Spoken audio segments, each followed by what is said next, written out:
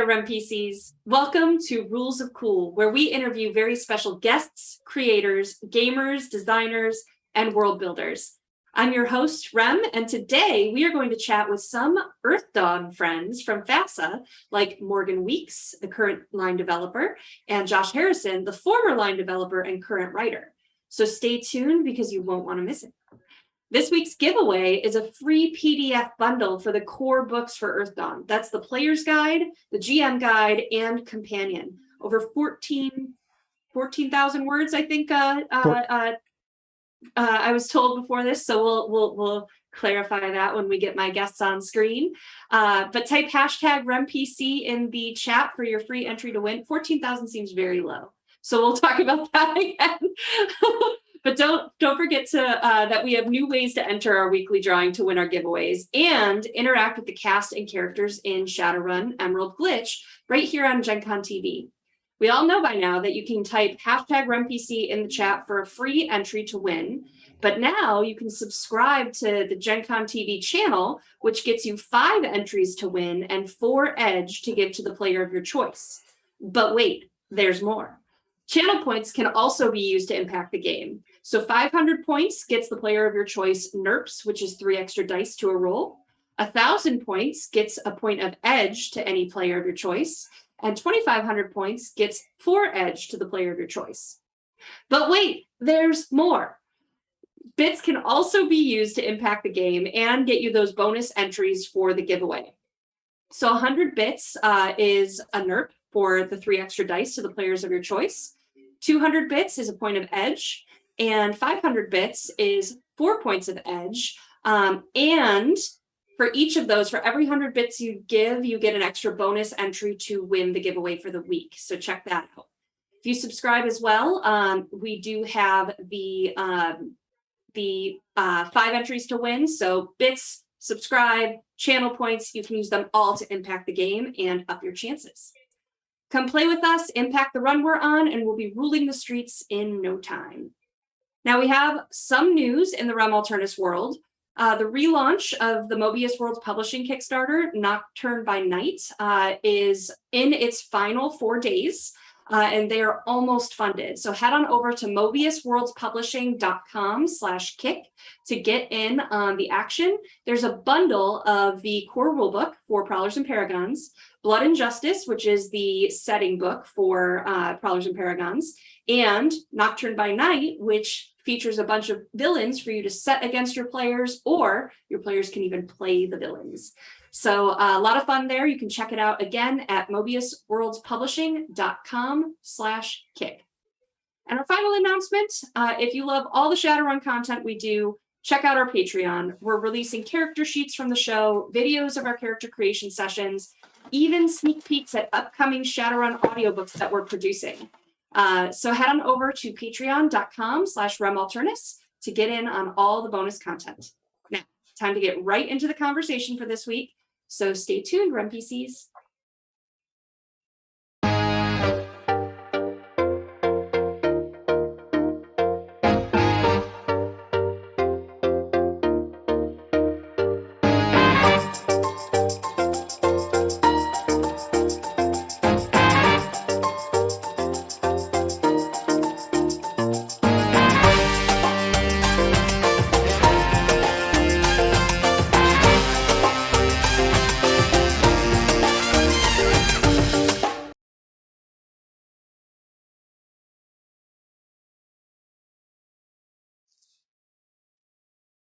Welcome back, everyone, and welcome to my 2 guests for today. One is on screen and one is off screen, but here with us.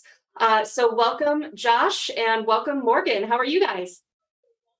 I'm still alive. I'm doing well, thank you. Awesome. I'm really glad to have you on. I got to meet Josh at a convention a year or 2 ago. Time has no meaning anymore since COVID happened. But I met Josh when he was the line developer for Earth Dawn, I believe, and I wasn't technically at that point that we met. It was Gen Con 2021. Okay. But then Morgan is the current line developer for Earth Dawn. Yes. And you still write for them, correct? That's the rumor. That's the rumor. Awesome. Josh wears some mini hats. Awesome. I'm excited to talk all things Earth Dawn and learn more about it myself, including some rumors that that come back between, my favorite Shadowrun. So we'll get all into that. But to kick off, I want to kind of get to know both of you better. So let's start with Josh. Tell us about your history as a gamer. It's kind of a long story, so I'll give the short version. I started gaming, at least in the RPG space, with the Red Box Dungeons and Dragons set back in 1983, 84, something like that. So I am old. And played that for a while. Dungeons and Dragons was sort of the game that I had for quite some time until in 92, Christmas in 92, I got the Shadowrun 2nd edition hardcover. I was aware of other games, but had not had the chance to play them because I was a child and had no money. But I got that as a Christmas present and thought that was awesome. And then very soon thereafter, Earth Dawn was launched and picked that up. And that sort of rapidly became my love and ran multiple long-term campaigns and parlayed that fandom into working on stuff online and eventually, being even more involved and kind of taking over things and launching 4th edition. Awesome. And how about you, Morgan? How did you get started with gaming? My story is very different from Josh. I got started in 1987 with a mashup of AD&D 1st edition and Redbox D&D. Cool. So there are distinct differences between us. And I found other games after being evacuated from Jordan in 1990 and coming back to the States. Wow. And that's when I discovered Palladium existed. And so there was a dark period there for me.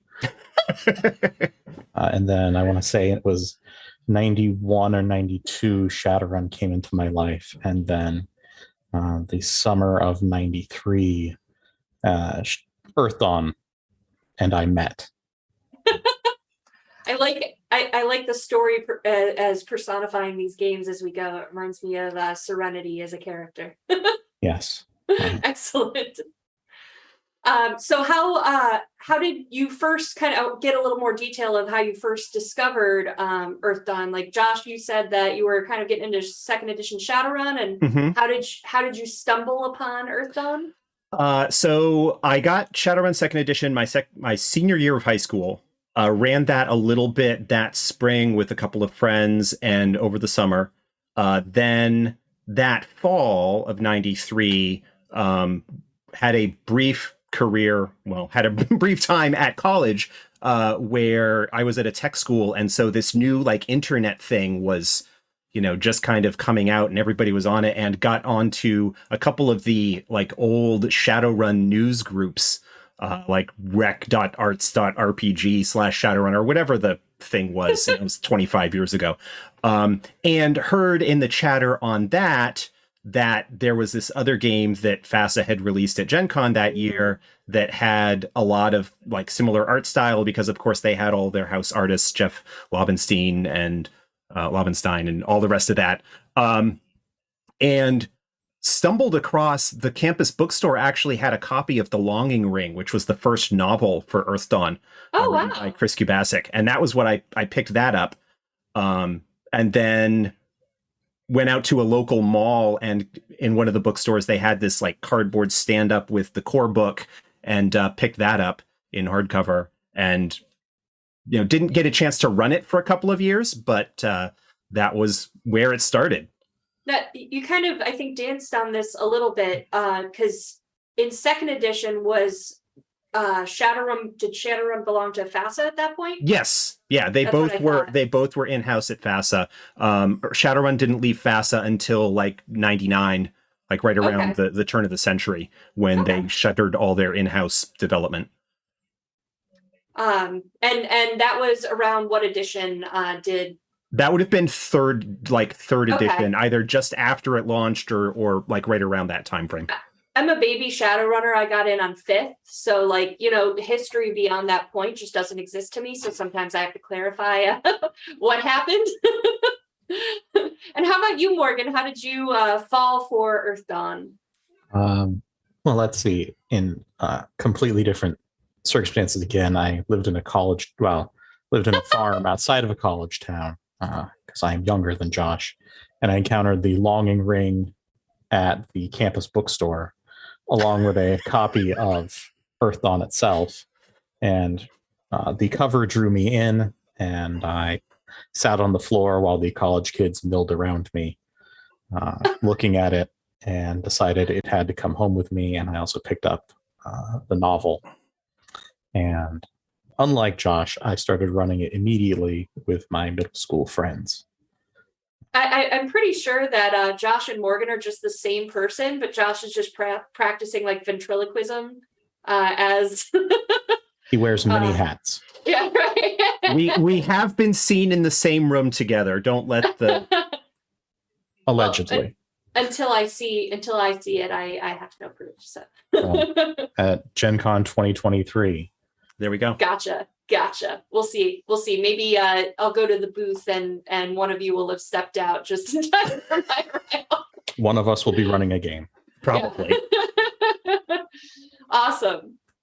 So aside from Earth Dawn, and kind of jumping in with FASA, are there other games, systems, or customs companies that you've worked for in your careers or written for?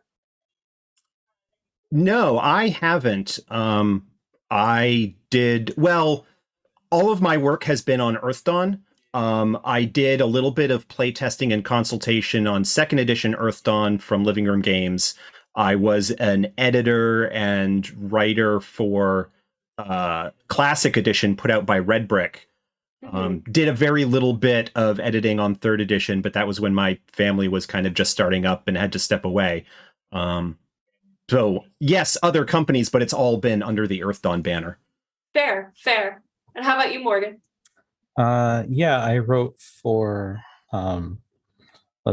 Calico Games on their Short Order Heroes product. I helped with that. I did a lot of editing and design and development help with my friend Jim Pinto's Post-World Games releases, especially his Praxis series, but I don't know if you're familiar with those. I've heard the names, but never gotten into them. It's GMless Gaming. Oh, cool. And Aloy Lasanta's Amp Year Zero, I wrote the Typhon source book. And I'm helping my friend Pete Petrusha with his Chew role-playing game right now. Oh, cool. Oh, that's awesome. I have to say, so usually when I do these interviews, I do all my research during the week before the interview. You're both very hard to find on the internets. So I have a lot more open-ended questions than I normally do. I'm like, what else have you done? More proof that Morgan doesn't actually exist. I do try to keep my internet presence to a minimum. Well, congratulations. I think I found one picture, which still needs to be confirmed that it's actually you. But if you found a picture of me, I will be shocked and need to fix that. Oh, okay. I'll send you the link. Oh. And then the other place, anytime I found your names was in an article or blog on the FASA website. So couldn't find you anywhere else. RPG Geek does a pretty good job of keeping track of past works. Oh, good. Okay. RPG Geek. Yes. I'm going to have to come back and write that down. All right. So let's talk about how did you first get involved with FASA then? So obviously you both had love for Earth Dawn and everything. And Josh, you've been with them for quite a while now. So how did that start? Like, how did you get your foot in the door with FASA? Well, like I said, I did some playtesting on Earth Dawn 2nd edition. Mm-hmm. And in the wake of that, got into communication with James Sutton, who launched Red Brick Limited and Earthdawn Classic. And we were talking, his plan at that time was to take advantage of this newly developing print-on-demand technology, to take all of the original first edition material and kind of compile them into new books to kind of continue to have them in print. And basically started talking with him and said, hey, this is something that I'd like to tackle, in terms of like material that I thought could use clarification or revision. He brought me on board, and that was just kind of how it started. And then when I left for a little bit, and then when I was able to come back, it was sort of right around the time that he was looking to get out of things, and more or less hinted that he was going to be done when he could find somebody to take over the line, without actually asking me, do you want to take over the line? But then I said, were you meaning me? And he said, yeah. And I said, okay. Figuring if I didn't take the chance, I would wonder what I would have been able to do with it. Neat. Oh, cool. I love that just dropping that Easter egg here for you to pick up when I walk away. Morgan, how about you? Actually, Josh would be in a better place to address my entry into Earthdawn. Oh, really? Because you're the same person? No. We are allegedly different people. Yes, allegedly different people. I had started work on 4th edition. I don't remember whether we had actually launched the Kickstarter for the books yet or not. That was 4 months away. Okay. Like, it was fairly early in the process. Morgan actually does have a pretty extensive Earthdawn blog online. That has a whole lot of material on it that he had worked on, and analysis of earlier stuff and whatnot. And one of the other folks at FASA kind of pointed it out to me and said, hey, here's somebody that might be good to bring on board to help out with things. And so I reached out to Morgan and said, this is going on. Is this something that you'd be interested in helping with? And he thankfully said yes, because without his work, I don't know where we would be in terms of everything right now. He has been invaluable in getting things done. I love that. I love how Morgan was like, yes, brag about me, Josh. Here we go. No. I mean, I appreciate it, but no, my story would simply be Josh contacted me, offered me the job, and I said yes. Okay, that's less dramatic and less golden material. To be fair, he contacted me before the weekend, said I'd like to talk to you, and I said, well, I'm flying out to California for work, and then we'll have to speak afterwards. And he said, okay. And then I badly injured my ligaments while in California over Labor Day, Memorial Day weekend, whichever one's the second to happen. I'm bad at that. Labor Day is the one in September. It would have had to have been that because... Yeah. And so I flew back, and with some bad news was then met with some very exciting news. Oh, well, I'm sorry for the ouch, but yay for Earthdawn and FASA. So kind of jumping into a little deeper with FASA, it's kind of had quite a history as a gaming company. So can you guys walk us through a little bit of its history as a gaming company and the ups and downs? I feel like that's a Ross question. Yeah, I mean, I can like do a really quick rundown of the early stuff. FASA was launched in the early 80s, producing 81? 81, somewhere right around there. Initially started producing things like deck plans for Traveler, for ships and whatnot, and got their sort of start in producing stuff by getting licenses for the first Star Trek RPG. There was a FASA release. There was a Doctor Who RPG that they put out. And so they had these kind of licensed stuff. And as a lot of companies that survive do, licensed games can bring in some nice money, but then you need to deal with licensors and the money that's involved in that. And so they shifted over, starting to produce their own stuff. Mech Warrior. BattleTech was the minis game, I think was the first one that they did, was the original. Mech Warrior, the RPG associated with it, and then Shadowrun and Earth Dawn. And then towards the tail end of their tenure in the 90s, there were some other things that they put out, like Crimson Skies, Vor, which was a minis game. They also did the Renegade Legion line, which is more of a sort of like tabletop space battles thing as well, that was pretty popular. And we keep getting questions about if it's going to be brought back, and we don't have the rights for it.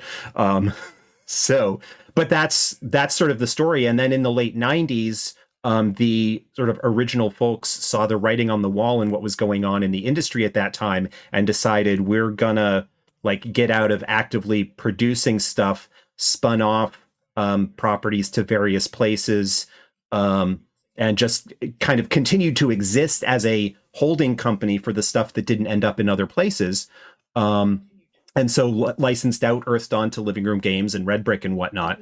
And then eventually Earth Dawn came back in-house with FASA Games, which is a subsidiary of the still existing FASA Corp, with Ross Babcock, one of the original founders, involved, still more from a business standpoint, but has a lot of sort of knowledge and experience and contacts, and has made things a lot easier in terms of getting stuff done in that regard.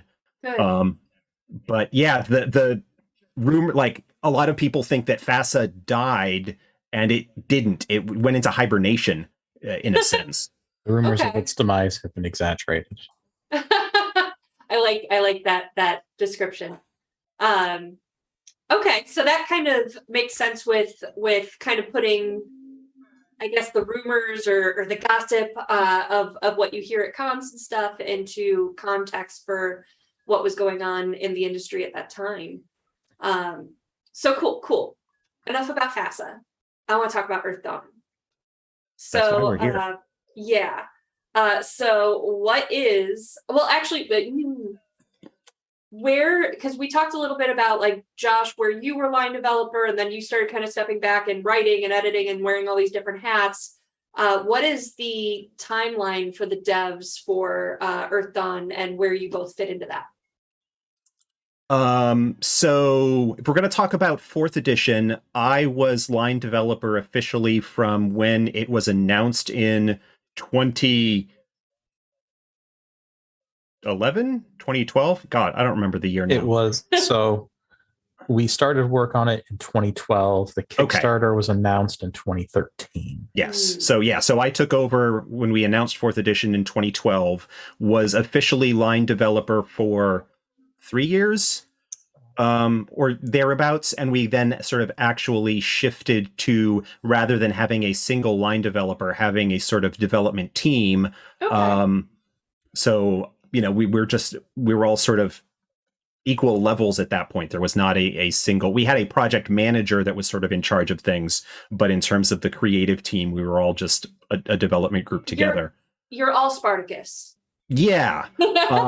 And then as a result of things that we learned during that interim period, it was sort of decided that we really needed to have somebody taking a more direct creative hand on the helm, and Morgan stepped up to step into that role and being a little bit more of a creative director, as well as sort of helping manage the various projects that are going on. And when did that go into effect?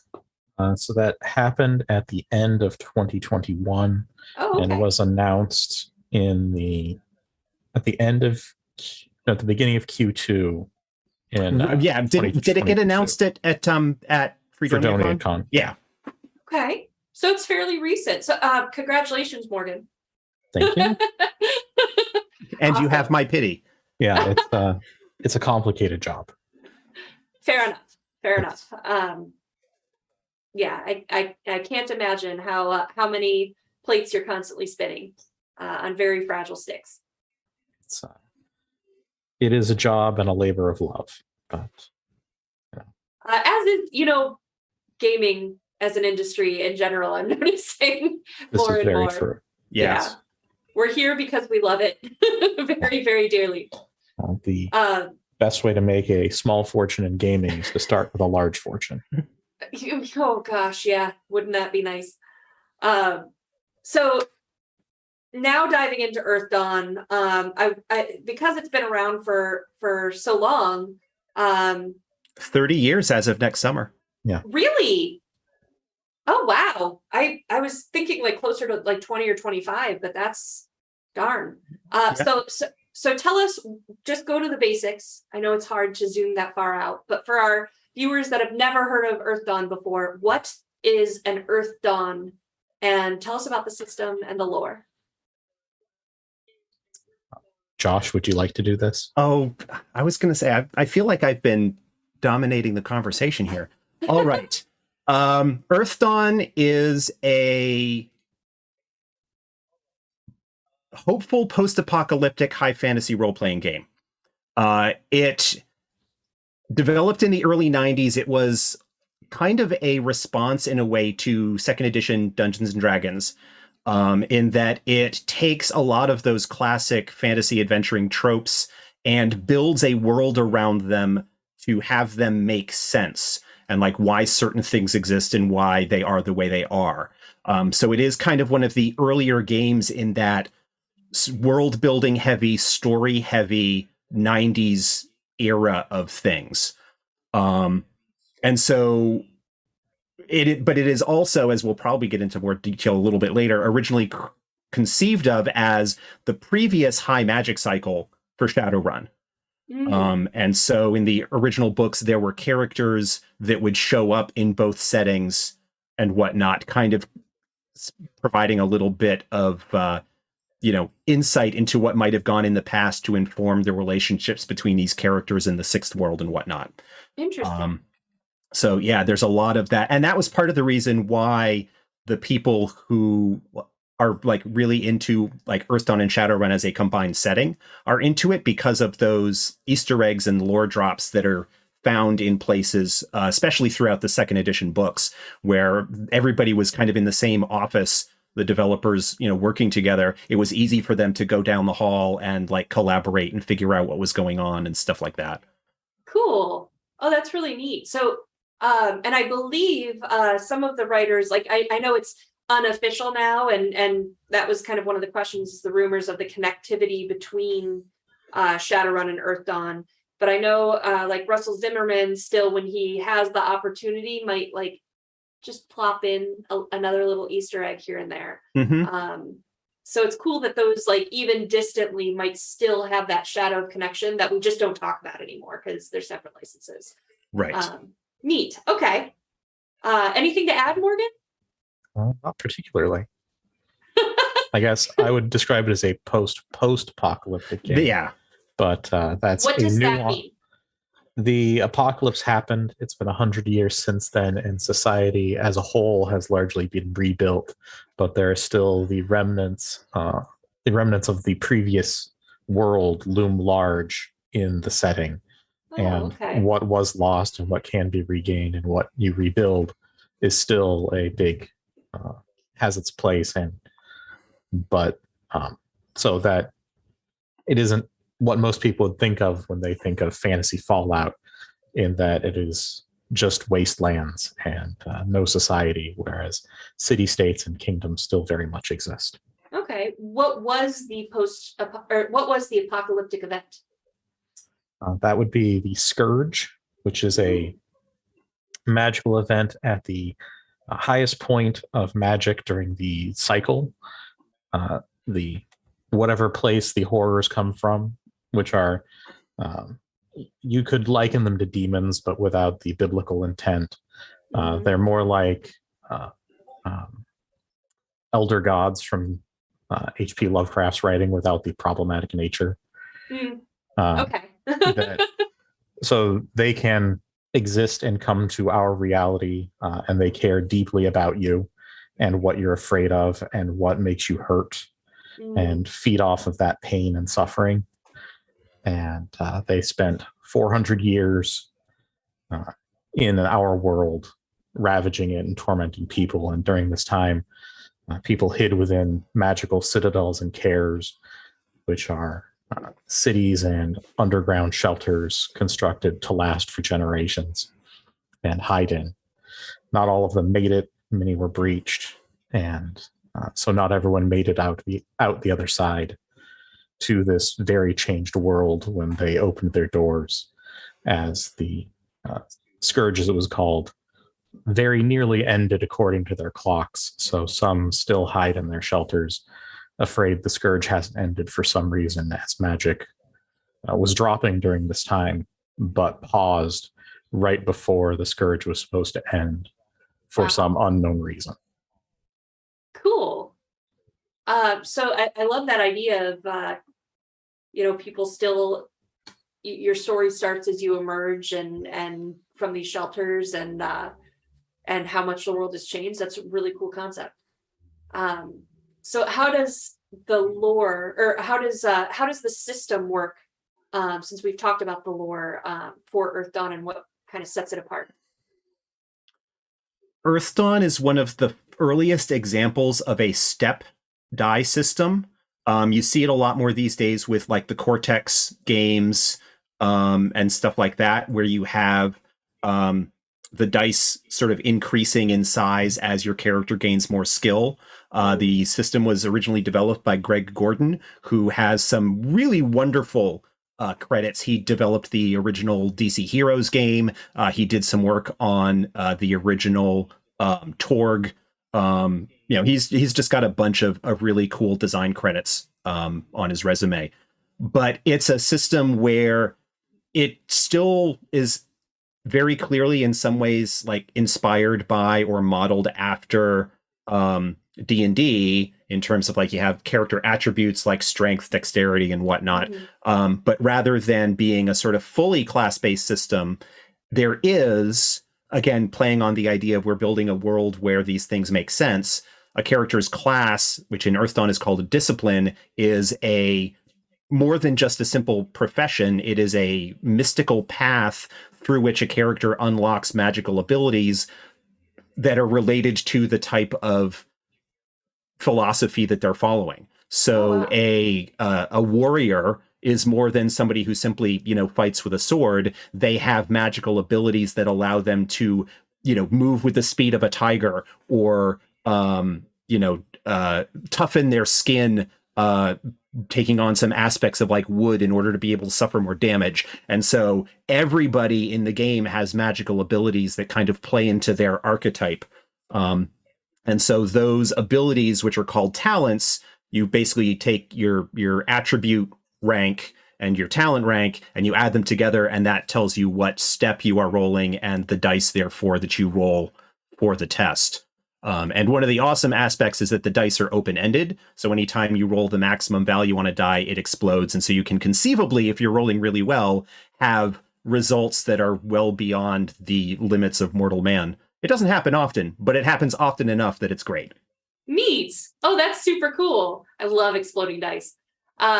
So interesting with the philosophy and thinking of like classes as we know them from D&D.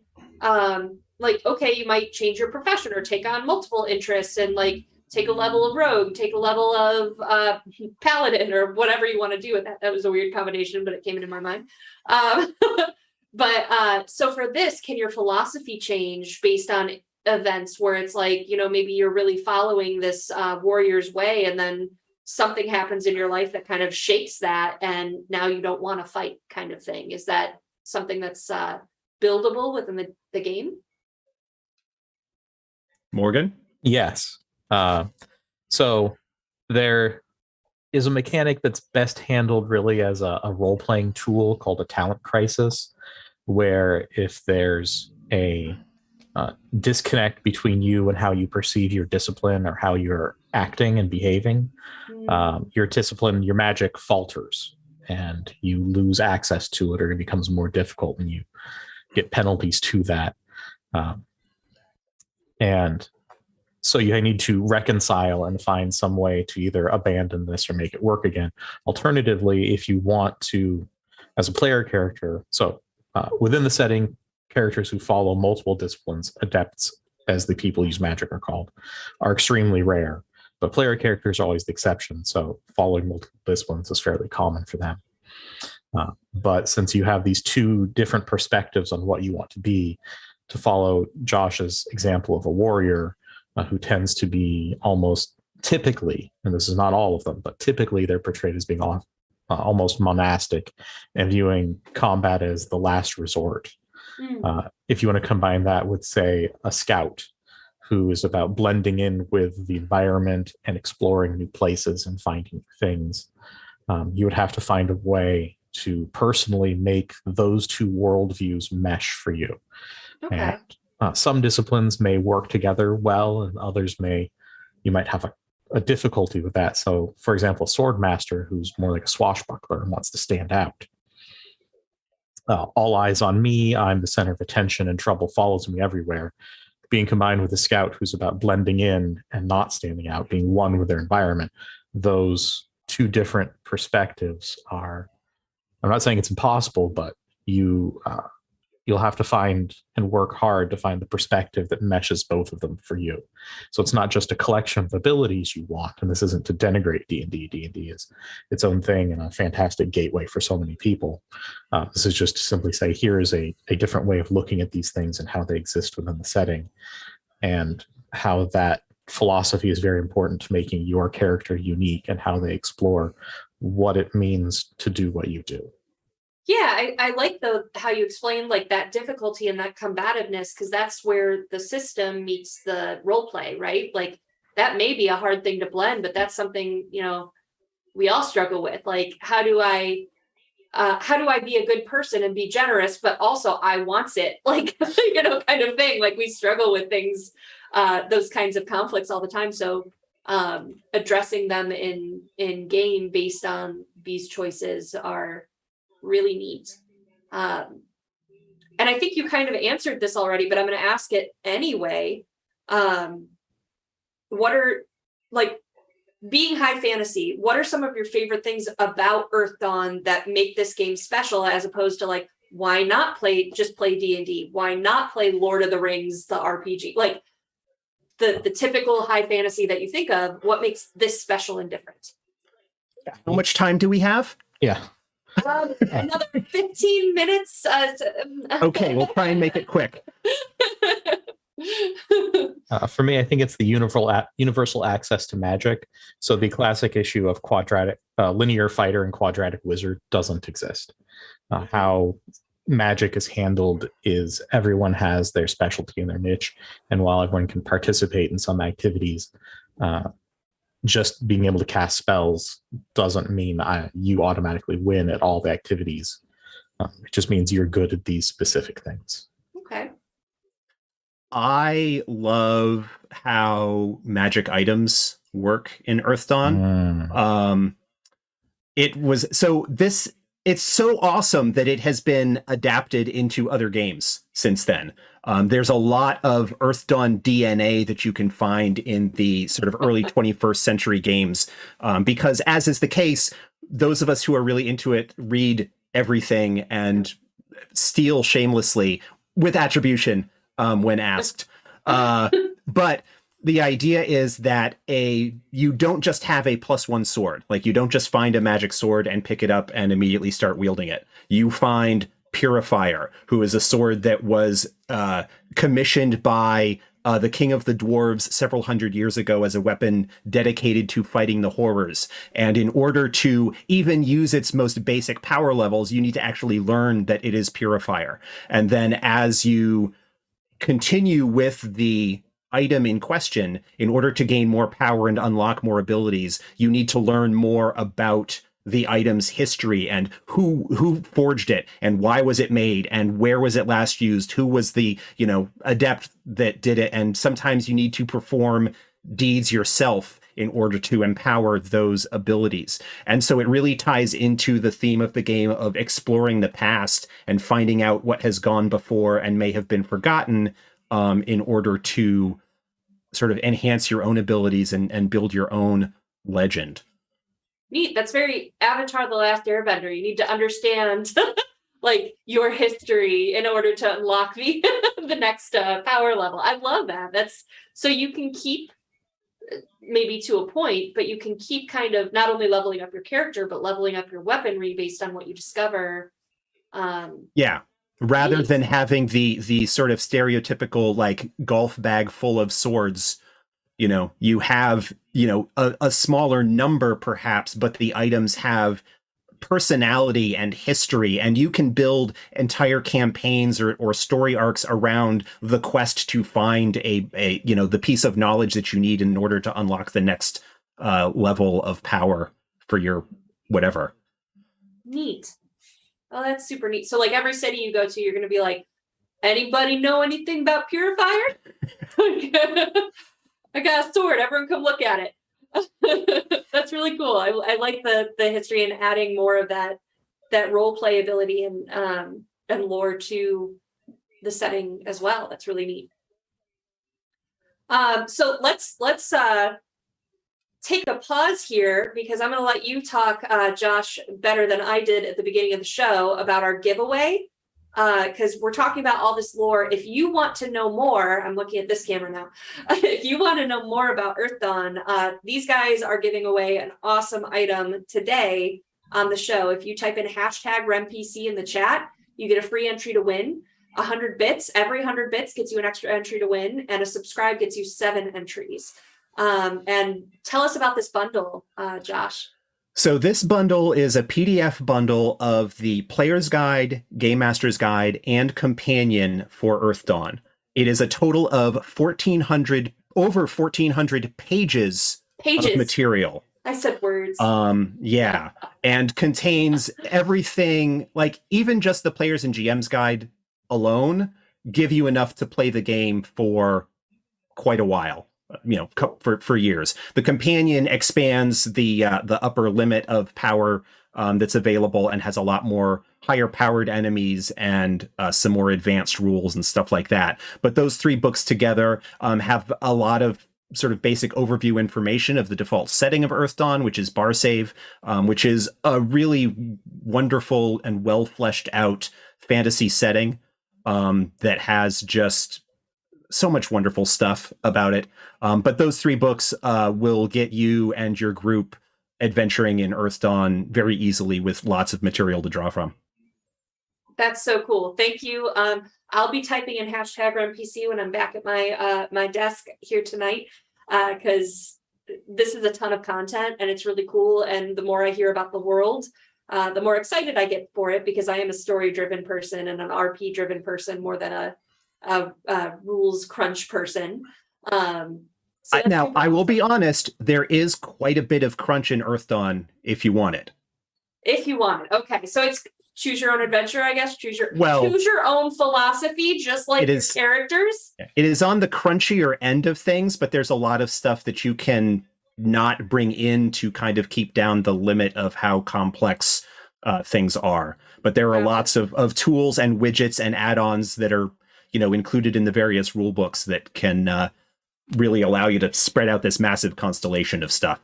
Neat. Oh, awesome. Well, thank you so much for the giveaway. I think the chat is going to be very excited about it.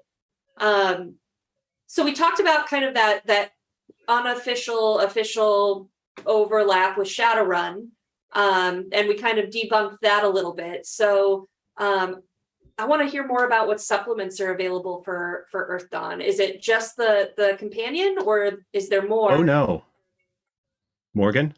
Okay. Well, there's previous editions which cover a great deal of content, but let's focus on the ones that we've released for 4th edition. Okay. There's Travar, the Merchant City, which is kind of becoming a focus of the setting. Now, as the Dwarf Kingdom, following the end of the Second Theron War, has retreated a bit and become more inward-looking. Iopos, the Lair of Deceit, is the new threat that's developing in the province, and that has a setting book as well. There's a book that advances the meta plot, the events happening within the city in an adventure framework called Empty Thrones, and that has a mini supplement as well for the occupied city of Jairus. We also have a supplement for questers that was Josh's baby, that goes into what it's like to follow the passions, which are analogous to, but distinctly not the same as, gods within the setting. They are entities that live within the world and are fairly unique in how they exist and what they do. And the people who follow them, as they get more powerful, tend to get weirder and weirder as their passions influence on them becomes greater and greater. Ooh.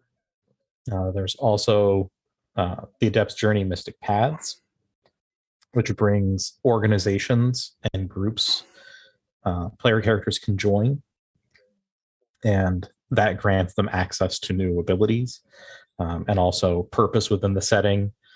That, these exist. They aren't just a collection of new toys. They require things of you and can give the GM hooks and tools into your character to present new plots. And the Vasgothia was just released, the PDF. It's currently being printed.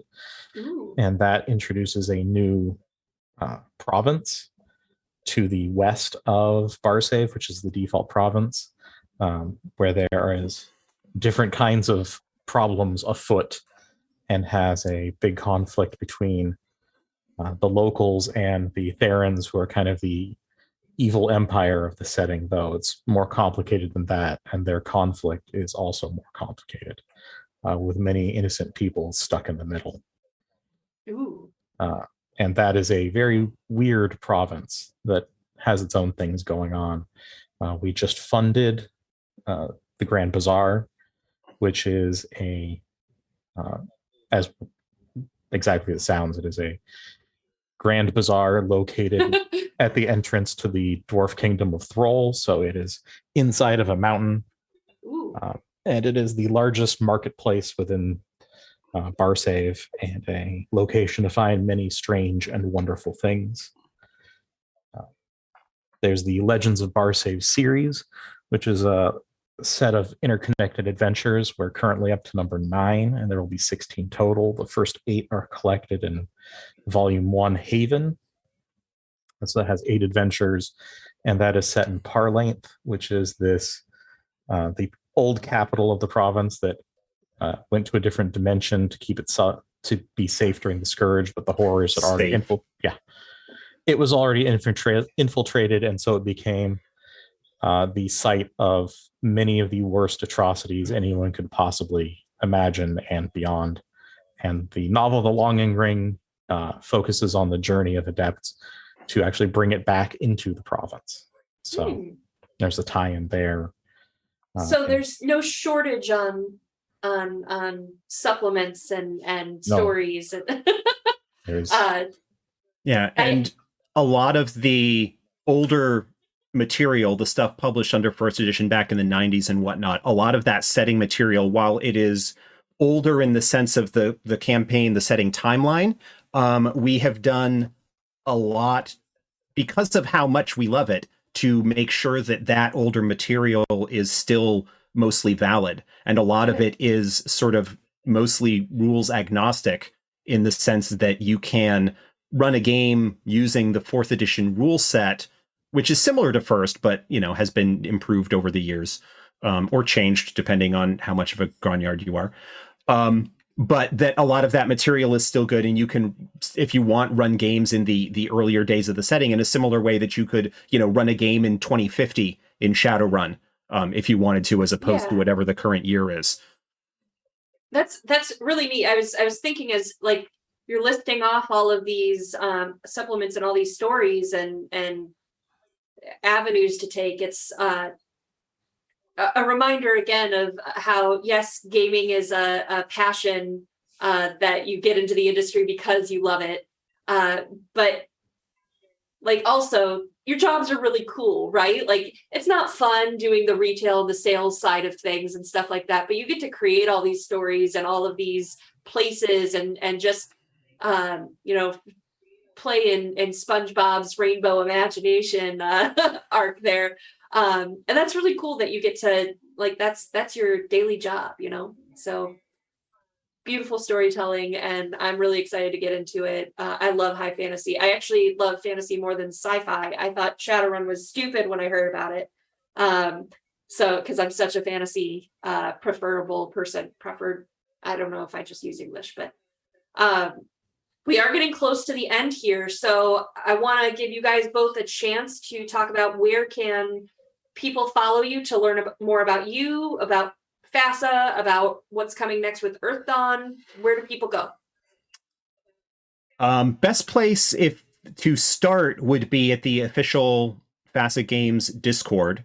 If you go to the FASA Games website, which is conveniently listed right below my picture here, there are links on the homepage there to with an open invite to join the Discord. And that's not just for Earth Dawn, that's for any of the other products that FASA puts out.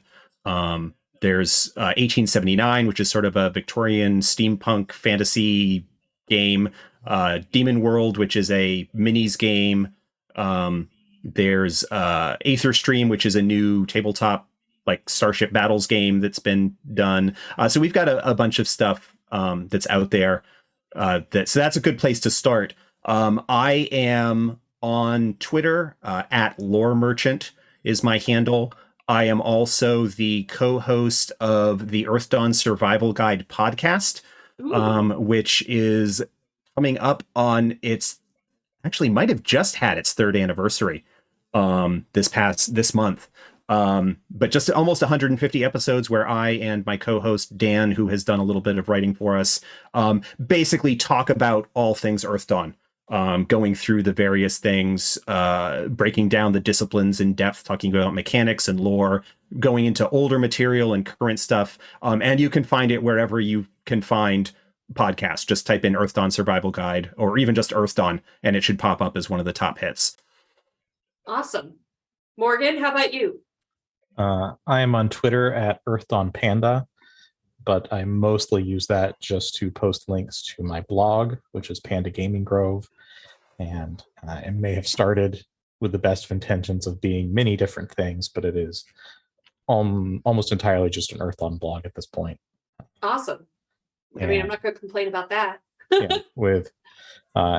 It focuses more on the crunchy side of things, introducing rule variants, alternate disciplines, new stuff. If you want things, whether you're a game master or a player, it is chock full of things. Cool. Well, thank you. Oh, go ahead. Oh, no, that's about it. That's my online presence. Okay. Well, thank you both for joining me.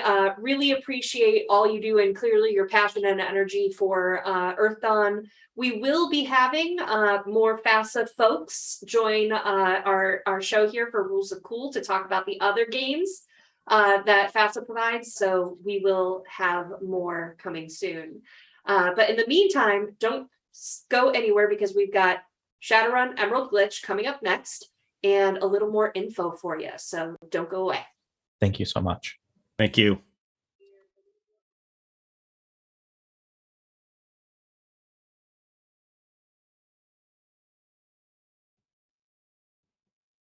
Our runners have been hired to acquire a manuscript from a charity auction. What happens when they discover a larger item that's more familiar? Why are the old Icelandic dwarven Shadowrunners here? Will Curie and Slick be able to work together, or will our runner team implode? Join us for part 2 of the charity auction in the next episode of Shadowrun's 6th World, Emerald Glitch, coming up next. And don't forget, we have that wonderful giveaway of 3 of the core books for Earth Dawn. You can type in #RemPC right now to enter to win for free. Don't forget to get your bonus entries and impact the game by donating bits and subs in the chat. All funds help us to pay our cast and crew and keep producing content. Thank you so much to FASA and Josh and Morgan for contributing such a great prize. And also, if you like shows like these, you can tune in to our channel on twitch.tv/Master of Rem, where we stream 5 to 6 days a week, including shows like the Dresden Files RPG, Paranormal Albany, Shadowrun 5th Edition Missions, Steampunk Fantasy D&D based off of a comic book series, and more. So check us out and give us a follow. But thank you all for joining, and we'll see you next time, Rem PCs.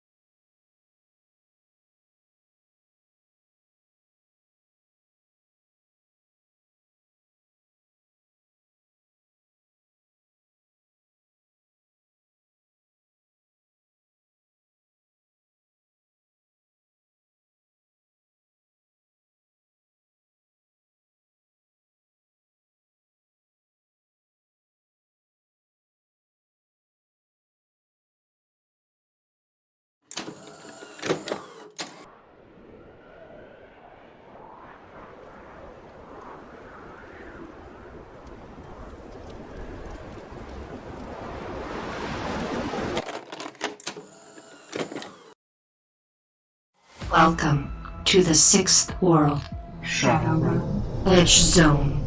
New visuals. Enhanced design. Choose your runner. Collect your Nuyen. Buy the latest cyberware, bioware, gear, magic options, and weaponry. Accept your mission. Fight to survive. Unleash your power. Slow down the competition. Come out on top. Edge Zone, the Shadowrun upgradable card game. Now you make the power plays.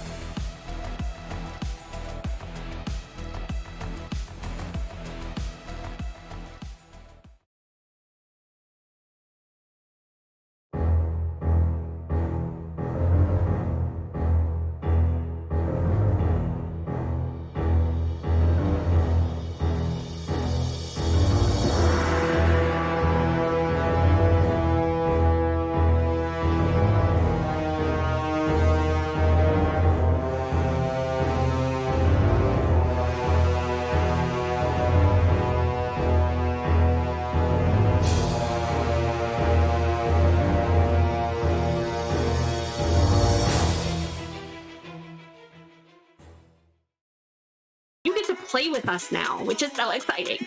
So with channel points, bits, and subscribes, you can give rewards to the player of your choice. So how to do that is, no, not Bob.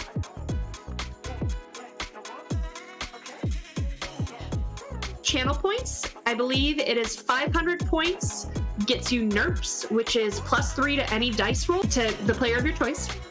For 1,000 channel points, you can do a point of edge to any player.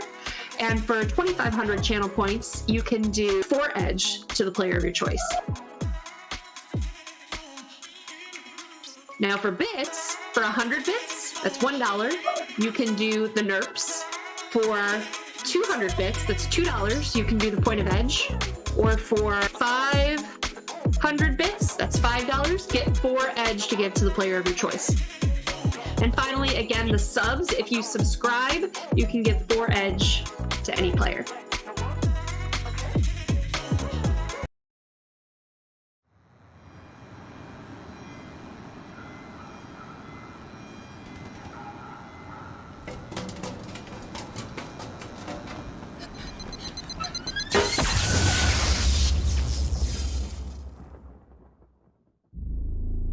The earth has changed.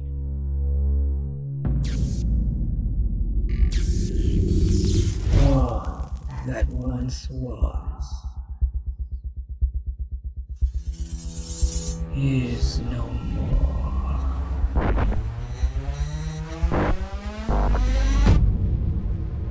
Cities remade.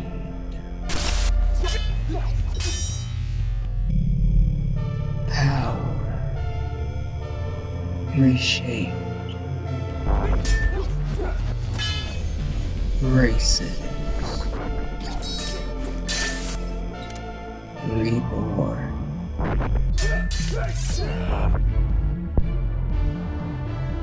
Reality reimagined.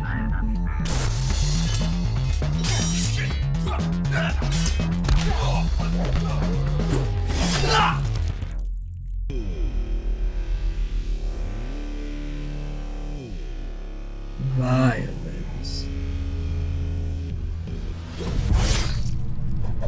unleashed. The earth has changed. She no longer sleeps.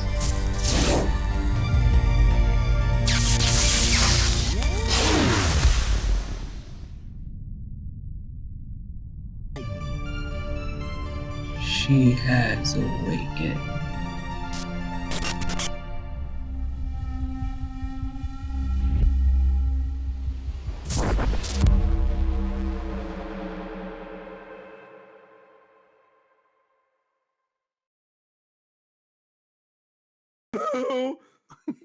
What a spell! Spell. Spell! Spells. She says spell like 92 times. You gotta feel it. Spell, spell, spell, spell, spell, spell, spell, spell, spell, spell, spell, spell, spell, spell, spell, spell, spell, spell, spell, spell, Oh, well.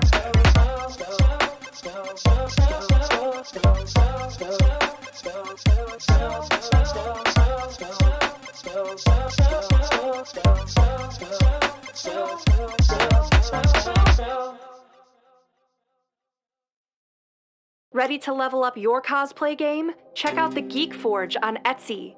With a variety of props to give your photos that extra spark, you'll find just what you need. Hold magical fire in the palm of your hand, or take a potion to restore your mana. With a large variety of colors, you can choose your own magical flavor for your cosplay. Bring drama to your photo shoots with these vibrant props and more, all available at the Geek Forge. Are you ready to level up your cosplay?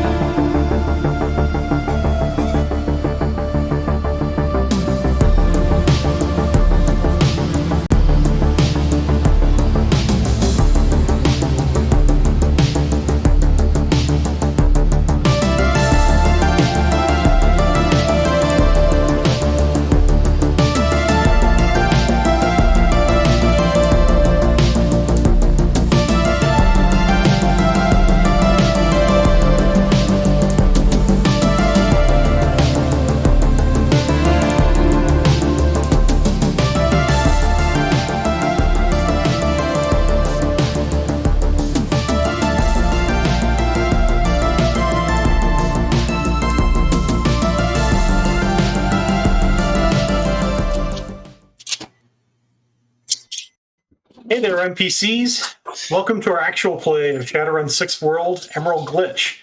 I'm Bob, your GM, and tonight we continue with part 2 of the charity auction. So previously on Emerald Glitch, let's see. So we introduced our new runner, Slick, who is our new Matrix assassin. And had a number of shenanigans with Slick meeting the party, following Curie being tasked with a Shadowrun. So the task is to acquire an Icelandic manuscript called Lanama Book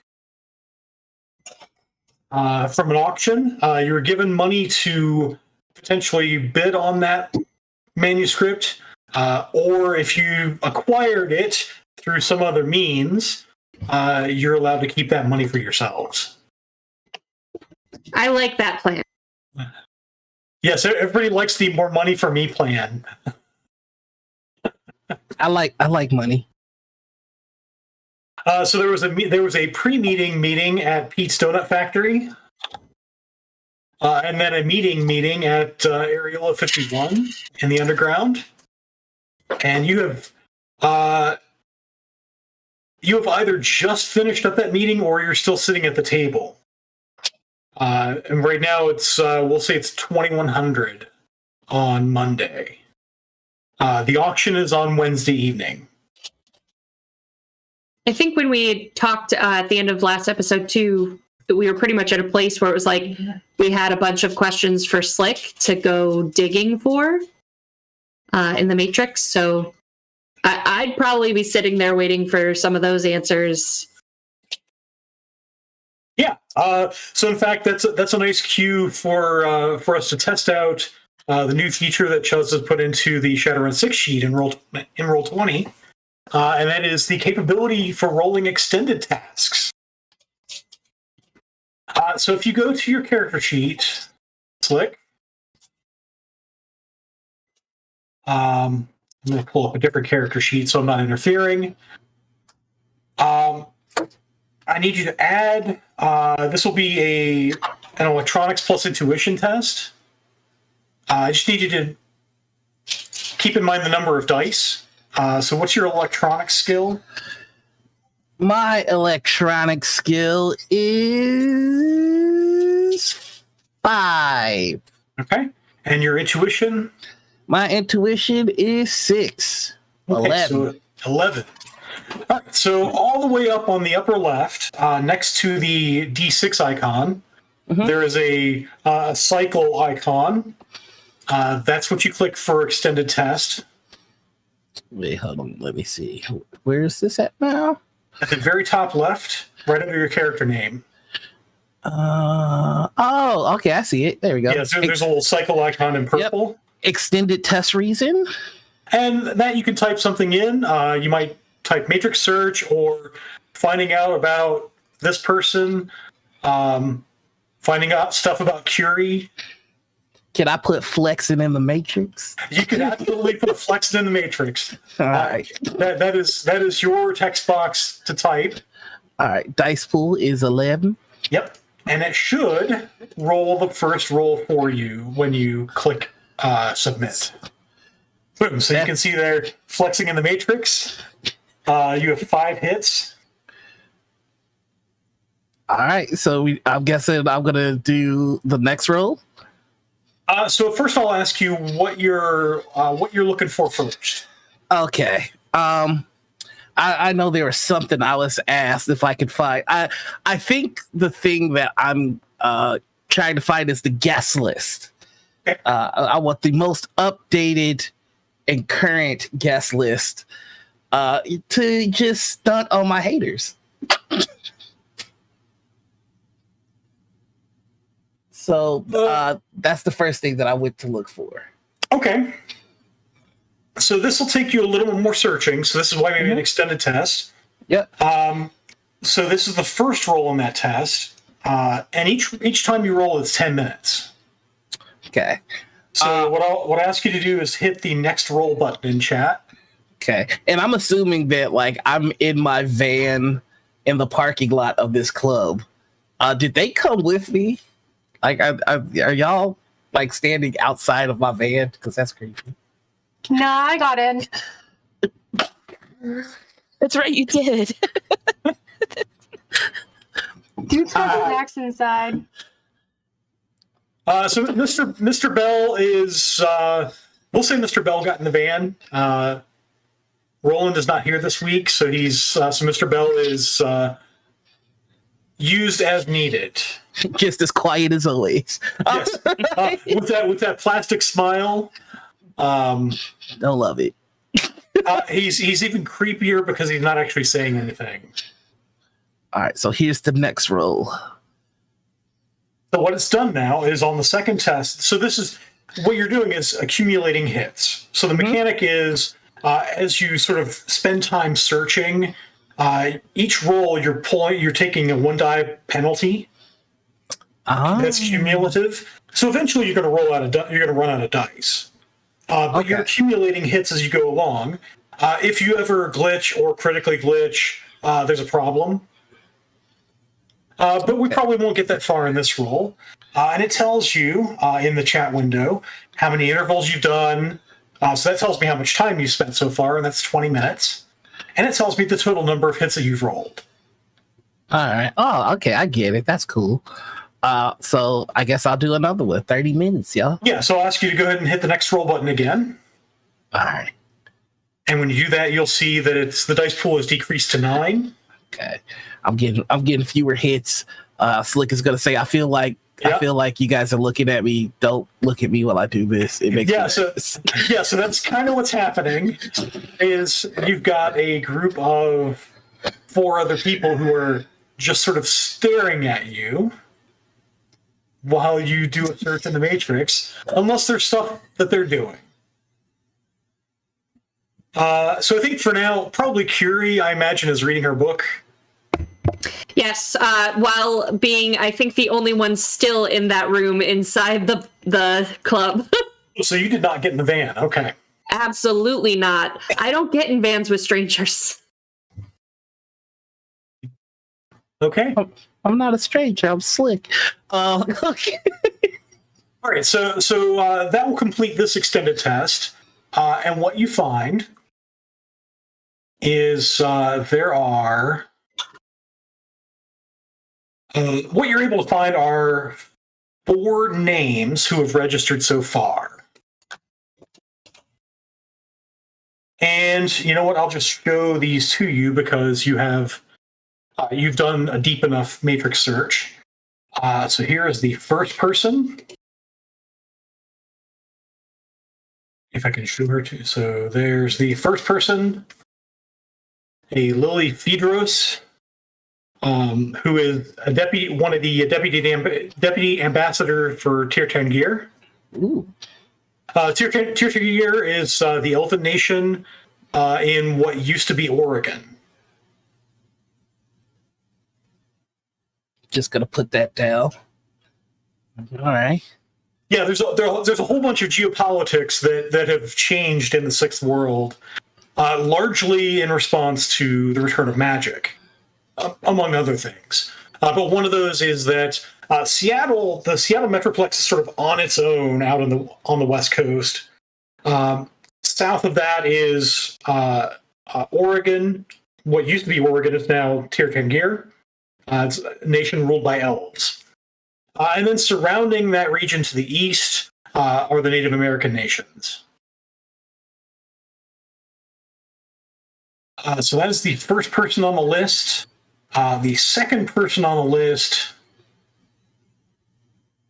is a David Hernandez, whom you find is a Vice Admiral, UCAS Navy retired, and is a senior consultant for Federated Boeing. Ooh, okay. Just as I get these, I feel like he would have created a group chat with everybody. It's just sending these off to the group chat. Okay. So somehow Curie, well, no, you guys have corresponded before. So each of you is getting all of these pictures as they're coming in.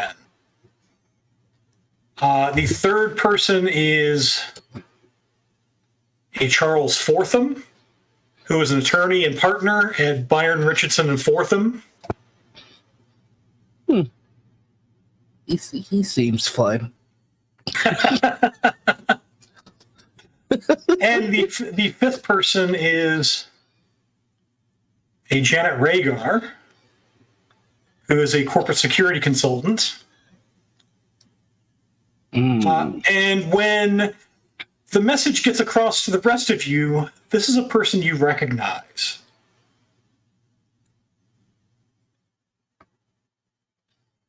This person is, I'll show you this one. She's a runner, isn't she? She was Johnson. Ah, the ex-wife. Yeah. She's the ex-wife of Professor Redstone, who you think might have gotten fired by MCT.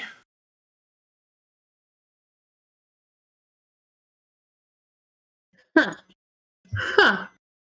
That's right. She wanted some money. Well, remember, she wanted some money, and the means she wanted to earn that money was essentially selling Professor Redstone's work. Right.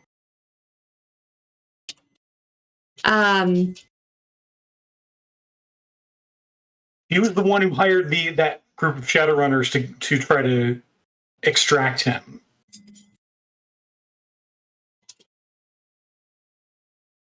Interesting. So those are the four registered attendees.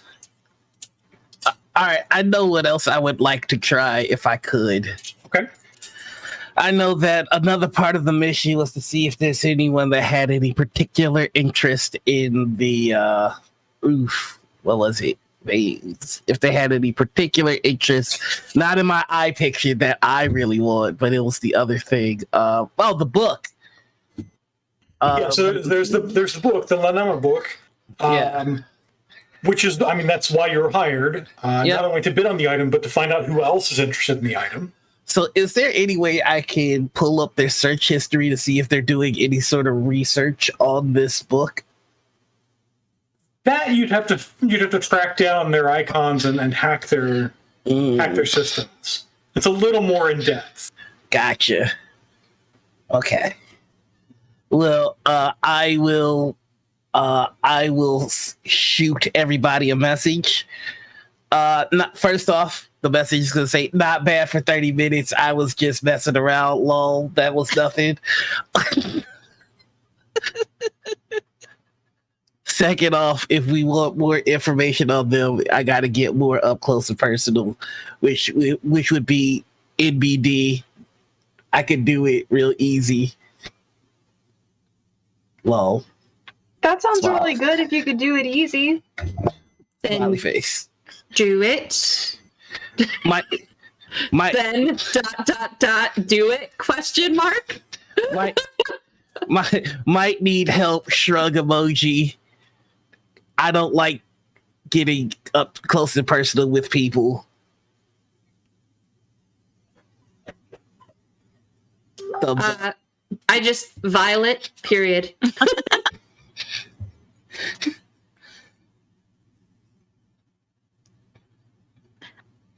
Well, if you want to go visit some folks, I'm sure that we can figure that out. Is that what you're talking about? Well, you say up close and personal. Like how up close are you looking to get? How up close and personal am I looking to get?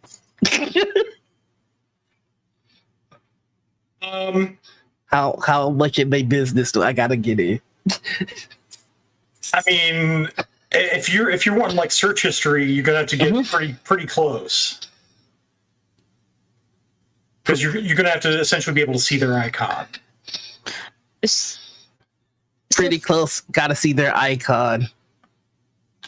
Siren emoji. Friend Slick, let me ask you this. Is this something we need to do before the auction? Or is this something you could do while we're there? if all these people are going to be in the same place, that might be more efficient. Yeah, I could do it while they're there. Just throwing it out there. I like to be proactive. Thumbs up. Are you texting her while she's actually in the van with you? I don't like talking to people. So Violet is texting you back, but she's saying out loud what she's texting. You get the gif of Batman and the Batwing doing the thumbs up for Batman Forever.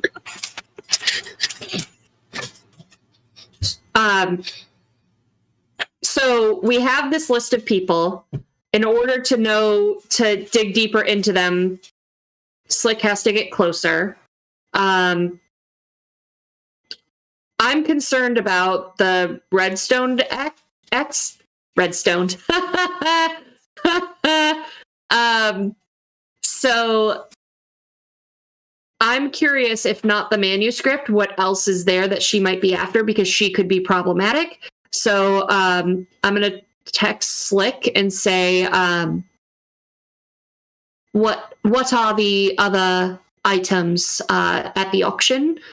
And then as soon as I send that off, I'm going to call Redstone. Okay. All right. So, and I'm going to send a list of the other items at the auction, because I'd already gathered that.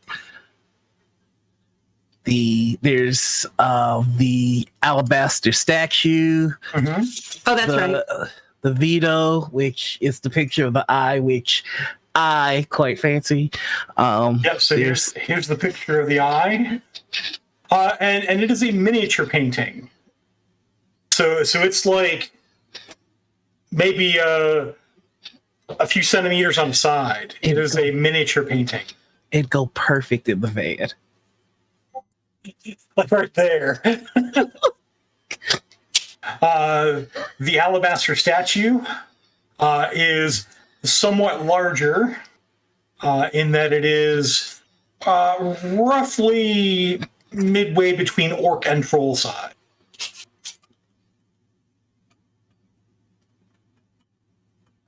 It's about well, maybe closer to orc. It's like 7 feet-ish tall.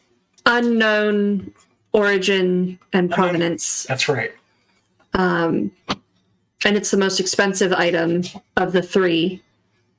Aside from the Vito. The Vito starts at 200,000, right? Oh, that's 1.2 million. $1 million too. Oh, never mind. And I Alabaster statue really want it. The alabaster statue is the next most expensive at $275. Then there's the Omni prop that is $67,000. And then there's Nanama book, $53,000. Yeah. I'm kind of thinking to myself, we could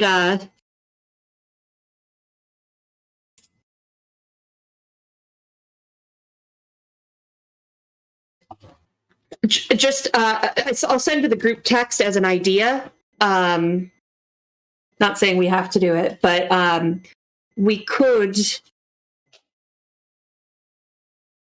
Two birds here, maybe, but we could make more of a show of trying to steal the Vado, and that might distract people from the manuscript. If we get both, great, but at least attention will be drawn elsewhere so we can snatch the thing we're really after.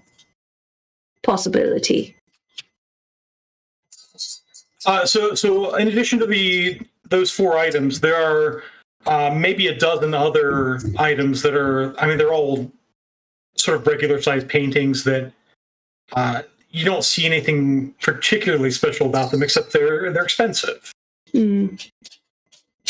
And so they range between 1 and 400,000.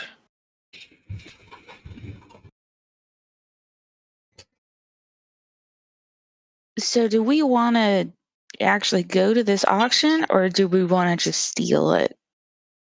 I know we talked about a couple of different things, so I wanted to see what y'all were thinking. Remember that we need to know, part of our mission is to find out who else is interested in this manuscript by who's bidding on it. Which, to me, the only way to do that is to be at the auction at the time that it's being auctioned, correct? Unless I'm missing something. Unless they have to do it ahead of time about who's going to be bidding. I don't know how these fancy auctions work. So from the registration list you have, it is basically just name, contact information, and they were assigned virtual AR panels, essentially. They didn't have to say what they wanted to bid on or how much money they were bringing. Is there any way for me to see if there has been a spike in activity with keywords revolving around some of these items? Like if around here there's been a spike in search engines for Veto. And then try to localize that? There certainly is. I'm trying to see if it's we'll call that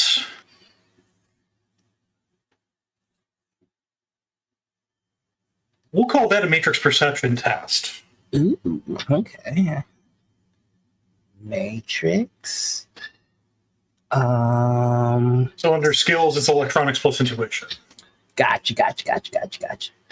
Electronics plus intuition. Yeah. Okay. 5 hits. Yeah, I mean, you definitely see a rise in searches. People are looking for.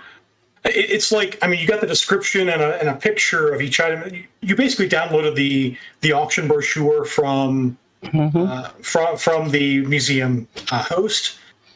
So you have a picture and the description that I gave you, but people are wanting to know more about these items, and so there's definitely some search history based on them. Analyzing some of the matrix traffic, you do think you see a lot more targeted matrix traffic looking into Veto. Okay. So that's helpful. I mean, not for me, because personally I want that picture for my van, but that's helpful because that means less people are looking for the book page. So I'm just gonna I'd like to zone in on the traffic for. I am not gonna attempt to pronounce that, but it's the magical book page. You know what? Actually, with 5 hits. With 5 hits, and only because you rolled 5 hits, you do sense that there's a lot of that traffic looking for Veto has been spoofed. Oh, like somebody dropped a bot in to do a whole bunch of searches for it. That's what I would do. So that's interesting because that might tell you something about what's going on too. I mean, that's also, that's helpful because now we just need to backtrack where these bots are coming from, and then we've got a suspect. So I'm gonna put in the group chat, good news, everybody. And then there's gonna be a Futurama gif. Traffic for the Veto has been spoofed. Thumbs up means not too many people looking for the picture as I thought, so I might be able to get that in the van. Also, we can track the spoofing and see where that's coming from. We got a suspect.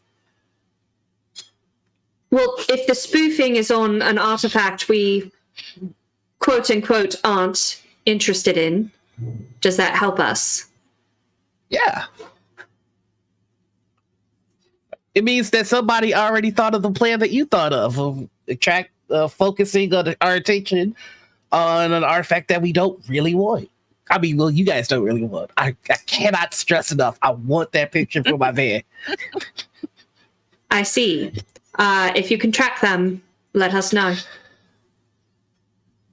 Sure, no problem. You're welcome. I mean, I think I did a good job, but don't have to mention that I did a good job, whatever.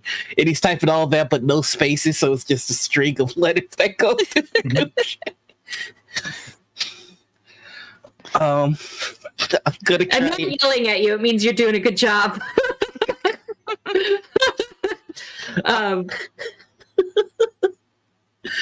I'm gonna try and track. I'm gonna try and track the spoofers to see where it comes from. Incidentally, if you guys have spent any edge last week, you're reset to your starting value. Hey, nice. Oh, don't I get an edge for analytical mind, or no? I don't. So analytical mind is only for logic-based tests. Gotcha. All right. In that case, yeah. What do I need to do to track the spoofing? That's a fun word to say. Let's see. So, this will be a more detailed. This will be another matrix search test, which is another extended test. Okay. Let's with your 11 dice pool. Track the spoof. All right. 11. Submit. Oof, not starting off well. That's 2. Not starting off well. Okay. All right. Go ahead and hit that next roll. You haven't tracked it yet. Yeah. Okay, we're getting better. 3. All right. Again. All right. Anybody in his van just hears him like mumbling take 5 as he's doing this. Yeah, 4. Hey, we're getting better all the way. Also, you can spend edge in order to turn a 4 into a 5. Oh, okay. I would like to do that. Yeah. Okay. So you can spend. It costs you 2 edge, and you can change a 4 into a 5, which will give you 1 more hit on this test. Cool. So that will bring it to 5 then. Yep. And total hits of 10. That's actually what you need. So that's a good investment. Hey, thank you very much for pointing that out. Absolutely.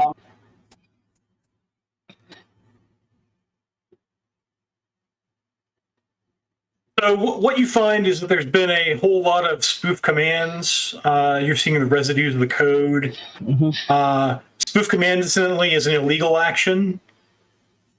And what you find is that it happened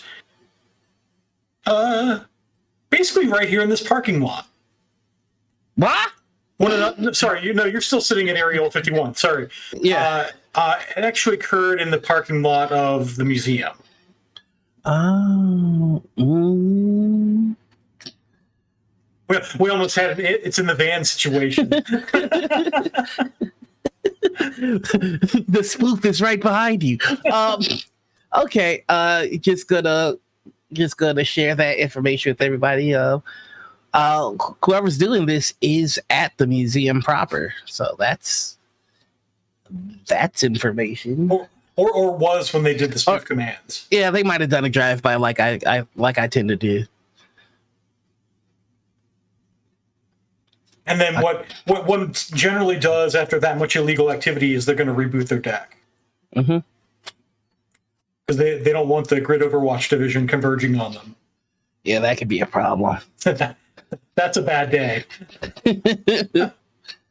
A whole lot of running. So that's some information for y'all.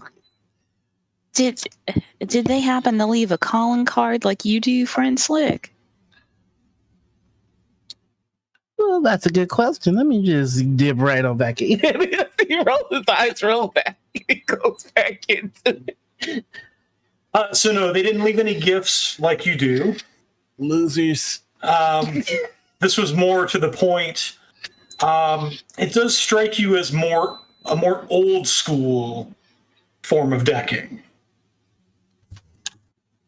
Wow, this is a prim proper decker. Disgusting. No soul, no art to it. They're not having fun. They're just doing a job, and you can tell. I'm a chef. I like to put my foot. You think you have enough like snippets of code that if you saw this decker again, you might be able to match their deck to snippets of code. Okay, so yeah, I'm if I can, I'll take like the most signature piece of code that I have and send it to the group chat. Like, I don't know how knowledgeable you fine folks are, but I'd be able to recognize a decker by this. So maybe this is somebody you've come across. No clue. Ooh, okay, I see what I'm working with. Slick, I would like you to investigate this Janet Rhaegar, which is not her real name. So if we need to get closer, I'll come out and go with you to get an astral reconnaissance. But last time she was involved, there was a runner team trying to go after the same target we had. So if we have another conflict, we're going to have a problem.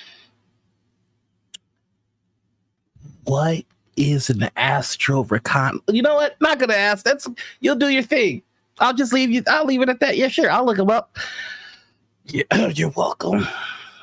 I come out and knock on the van window. Oh, God damn it. You see, like, gets out of this seat. Hello? Are we going? Oh, you want to do it now? Okay. Yeah, no, it's cool. It's cool. Let's do it. And he gets out of his rig. Well, do you know where she lives or where have you tracked her? No. You knocked on the door and I panicked. Excellent. That's comforting.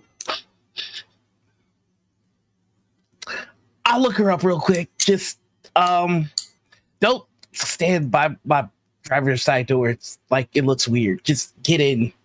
There's tons of room. It's real cozy. I've got a mattress in the back. Not saying that. Not for any reason. Yeah. So describe the inside of your van, by the way. It's one of those like van dwellers type vans. So like the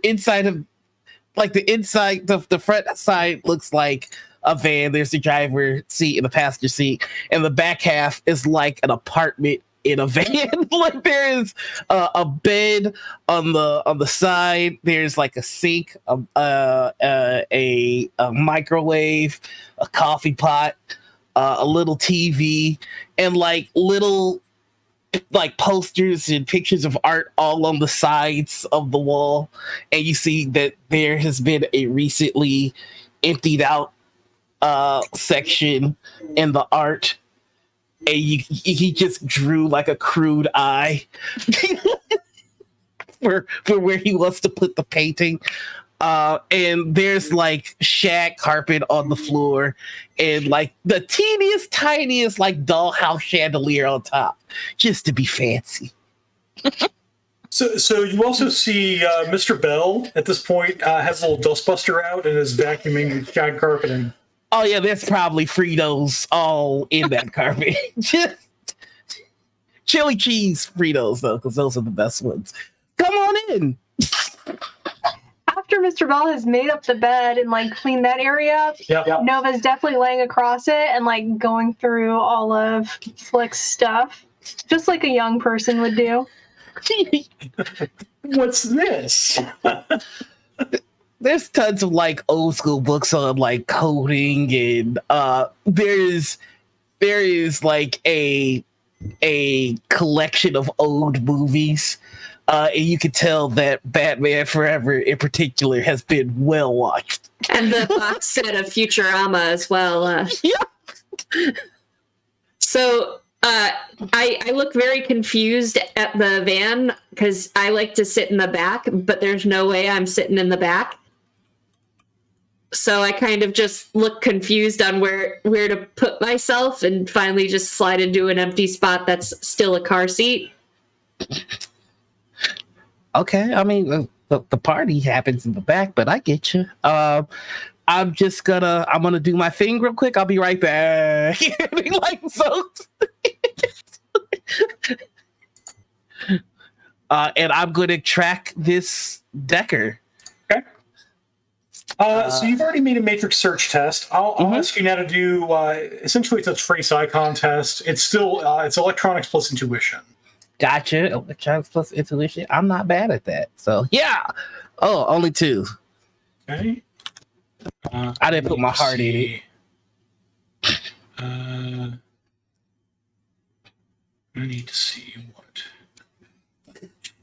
is that and where's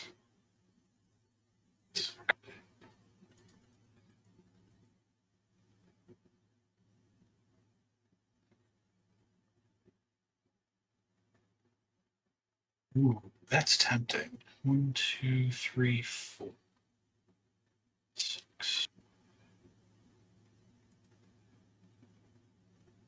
Yeah, I'm going to get you in some trouble here. Oh boy, yeah, let's do it. Thanks to Ava for last week providing me with loads and loads of edge. I'm going to make you use your 2s to count toward glitches.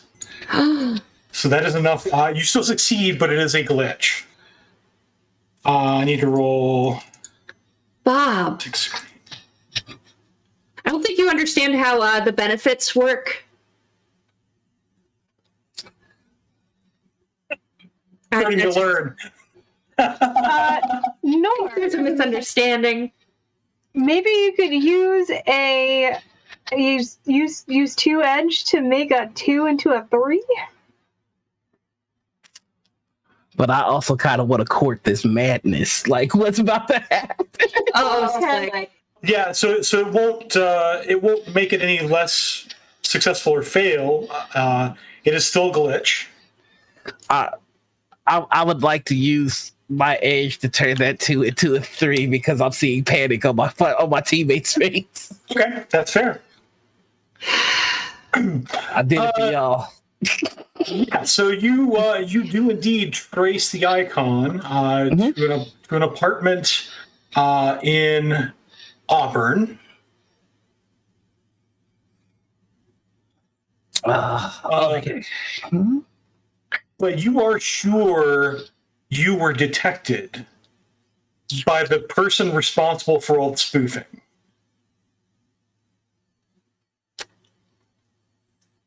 Frick.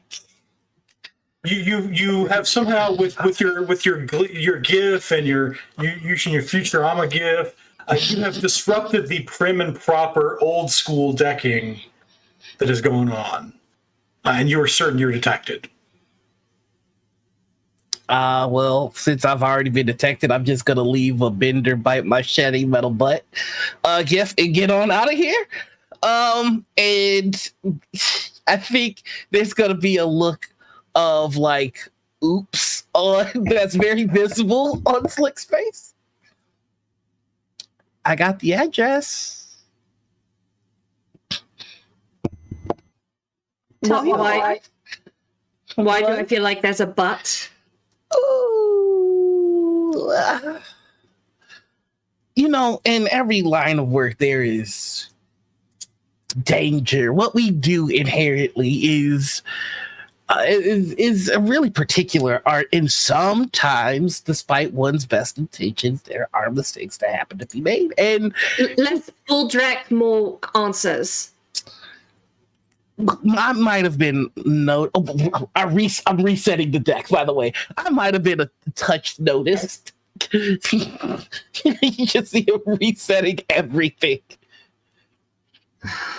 by the spoofer, who's like, it's not gonna bug you as much as it bugs me, but this is a real old school guy, whoever this is, and they do everything by the book, and it's really disgusting. But they caught me. I got a little too. I embellished a bit. Okay, there, that should do it. I embellished a bit. Well, we should also go. It starts to drive. Yes, just in time, Mr. Slick. I have rearranged your library. Wait, what? You look in the rearview mirror, and there's Mr. Bell with that customer service fake smile. Oh, and God. you get us off to the side. All of your books are in completely different order than what you had them in. I arranged them by interest in star ratings. I give each one of them stars. Did you do it alphabetically? You did it alphabetically. Okay, it's fine. Today's been a great day. I think there's a leftover jelly donut back there. Did anybody find it? Can I get that? Right away, Mr. Slick. And he hands it up. He hands the box up to you. Just crunches. I was just about to throw that out. Because it's stale and way old. But yeah, Slick is starting to drive towards the address that he just got. What does it mean that you were spotted? Oh, okay. Anybody ever tell you not to take cookies from a cookie jar and you were like, you don't tell me what to do, and then you open the lid of the cookie jar and you put your hand in and that person walks in and they're like, I thought I told you not to take the cookie from the cookie jar. That's what just happened. Slick, that sounds mighty stressful. I'm so sorry that happened to you. You know what? Thank you for being considerate and empathetic to my situation. It's fine. I mean, I don't know if they caught me enough to know where I am. I know they caught me enough to know where I was. And usually one of two things happens. Either nothing happens or a death squad gets in after me. So, you know. Well, did they know what you were searching for? Do they know what I was searching for? You know what? You do have a suspicion that this location is compromised. I mean, well, first off, the location you looked at, or the location we were? You know, the parking lot of Aerial 51. Gotcha. Yeah, where we were, where we are going might be compromised, but that's what I got you guys for. It's gonna be fine. I look pointedly at Violet.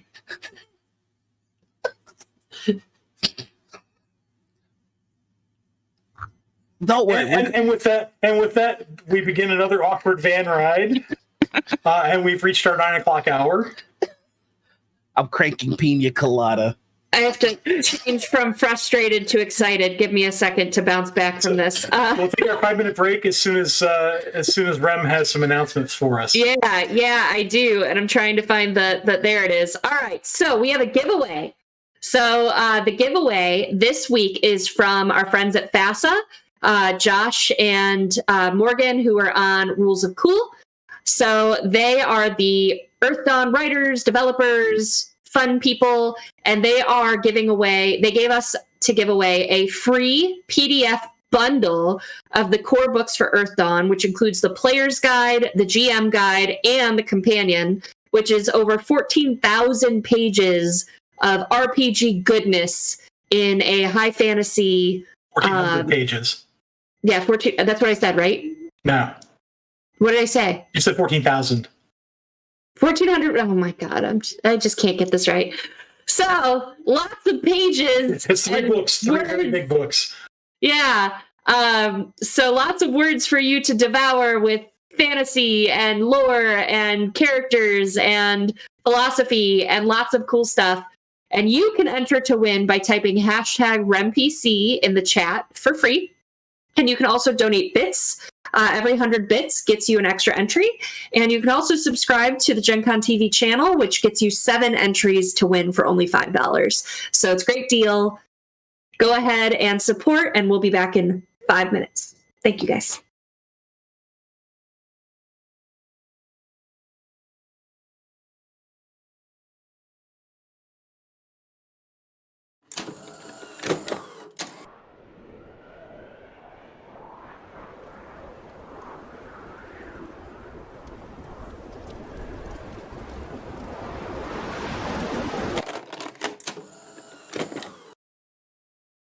Welcome to the 6th world, Shadowrun. Edge Zone. New visuals.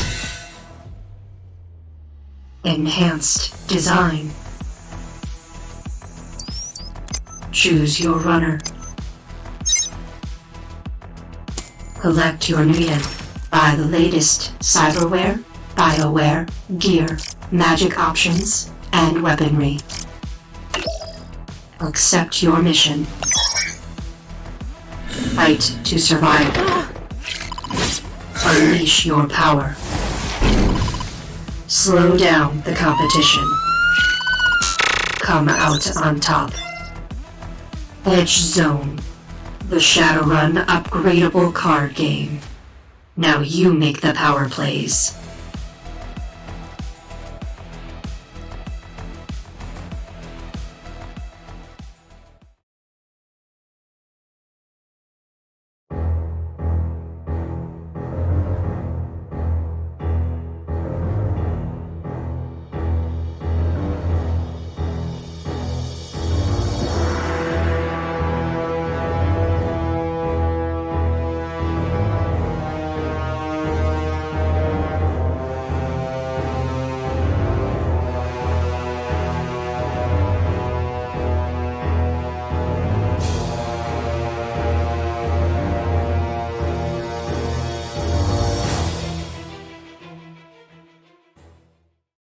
You get to play with us now, which is so exciting. So with channel points, bits, and subscribes, you can give rewards to the player of your choice. So how to do that is, no, not Bob.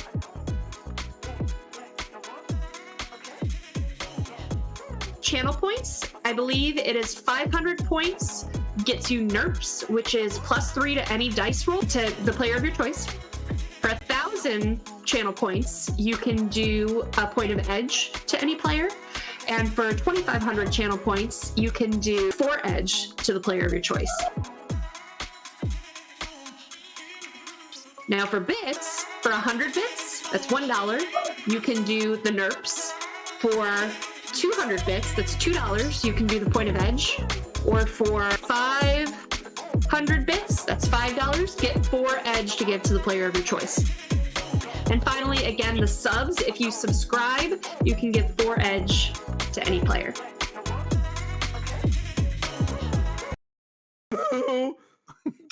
What a spell! Spell. She says spell like 92 times. Spell.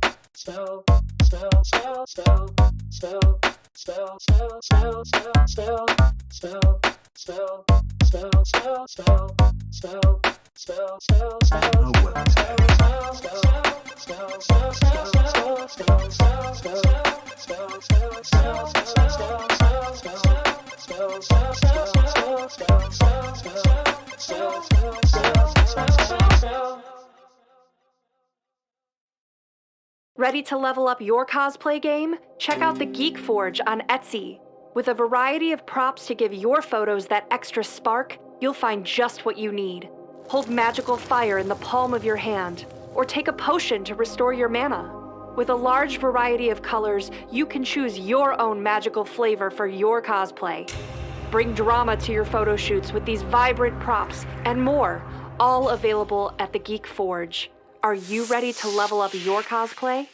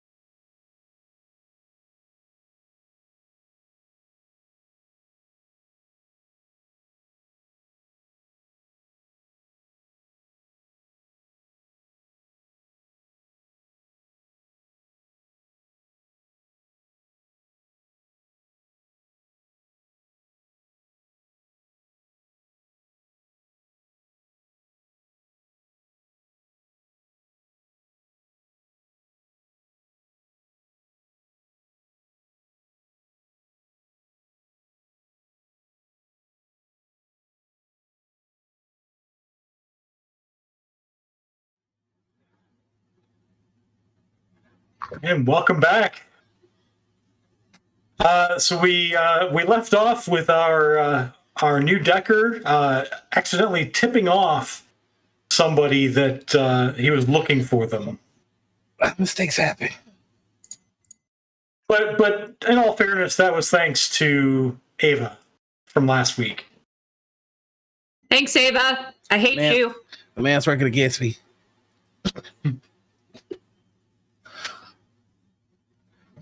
All right, so I guess we're on our way to check out this person that probably knows we're coming. I want to get, all I want to do is get close enough so that, well, I wanted to get close enough so that Slick could figure out what her interest is and how she's involved in what this team is going to be after, probably the same artifact as us, because that's how life works. But now I'm not so sure that I want Slick poking around in there. You make one mistake, no. Yeah. All right, so go ahead and make a piloting test. Okay, yeah, I can do that. Piloting. It's plus reaction, right? Yeah, it should be using the reaction attribute. Alrighty. Yeah, that's 3 hits. All right.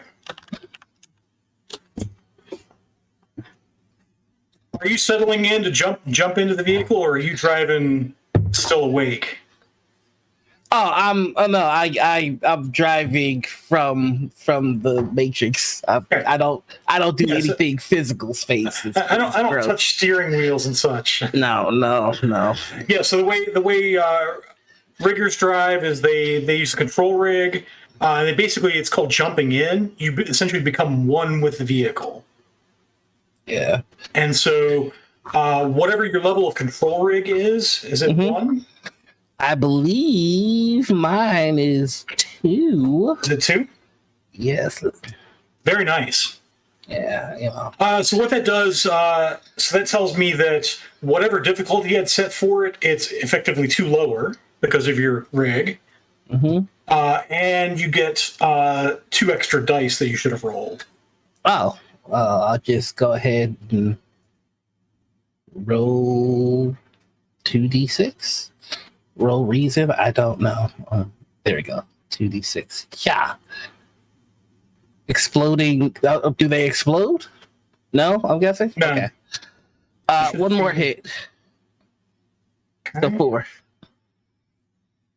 Okay. And now we've gone from blasting the Pina Colada song to let's do Billie Jean. Yeah, we're riding to Billie Jean. Nice.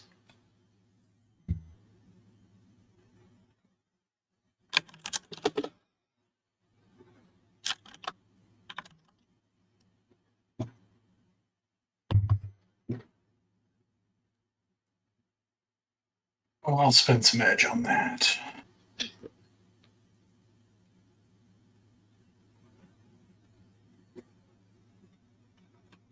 That's better. So, you get to the address, an apartment building in Auburn, so it's a 7-story apartment building, and this apartment is on the top floor. All right, everybody, we're here. So, As soon as he says that, I pass out. What the? So in the bed, or on the floor, or in like the bench? I'm in the chair. The chair, okay. That's her Yes. her astral reconnaissance. Oh. Okay, so you go to the apartment, Curie? Yep, I'm scoping it all out. Okay. Go ahead and make an astral test for me. If I sense a damn frog shaman thing, I'm going to be real upset. All right, let's see. He's still around. 6 hits. Okay. Dang, I did good. So you get to the apartment. It looks like a pretty nice apartment. There's nobody there.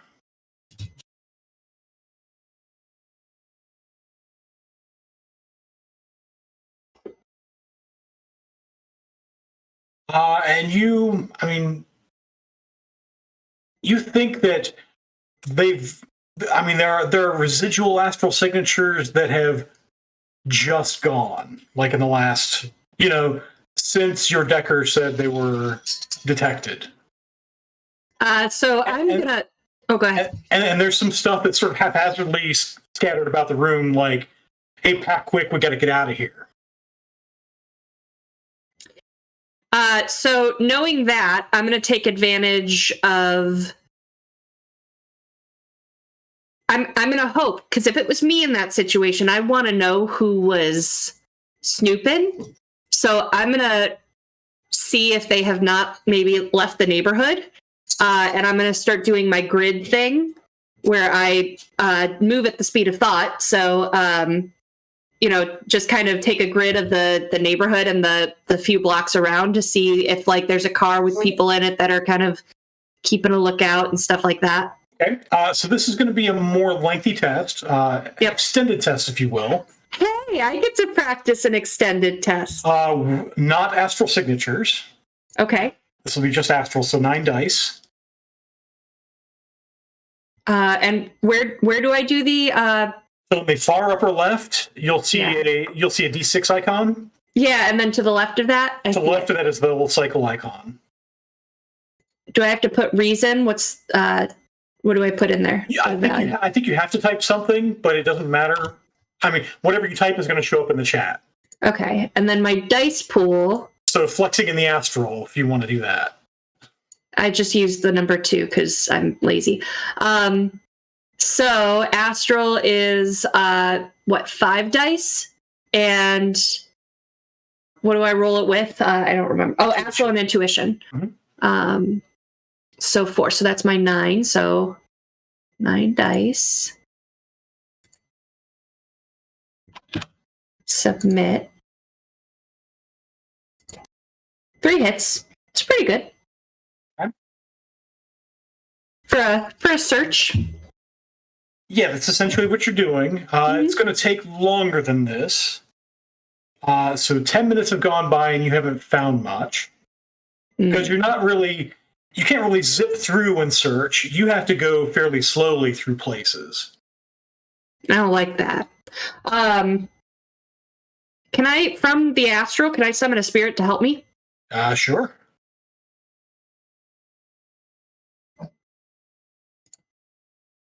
Let's do. I think in the astral, Aldrain is physical, or maybe I'm thinking of a different edition. I'm risking it for the brisket. Okay. So I'm going to summon a spirit of briskets. Let's do a Force 4 spirit of air. And I get the bonus, right? Because my focus, or is that automatically accounted for in my sheet?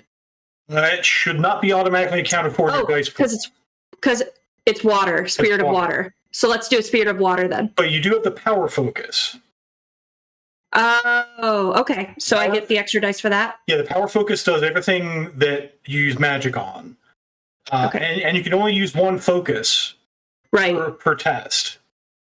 Which is why I think I gave you the option of refunding part of that. So, but does the summoning focus, does that give me bonuses, a bigger bonus for summoning than the power focus gives me for summoning, or? So it gives you, it's a force 4, so it gives you 4 dice. Oh, okay. For summoning water spirits. Right. The power focus gives you 3 dice for everything. Right. So I want to use. They don't stack. So but I can have both of them on me, but use Yep. the different. So I want to use the summoning one, so I get the 4 dice. Okay. And you're summoning force 4? Yeah. So I add modifier and add 4? Yes. Okay.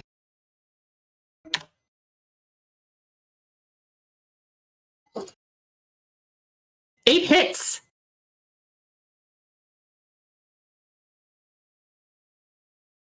I think that's the best I've ever rolled.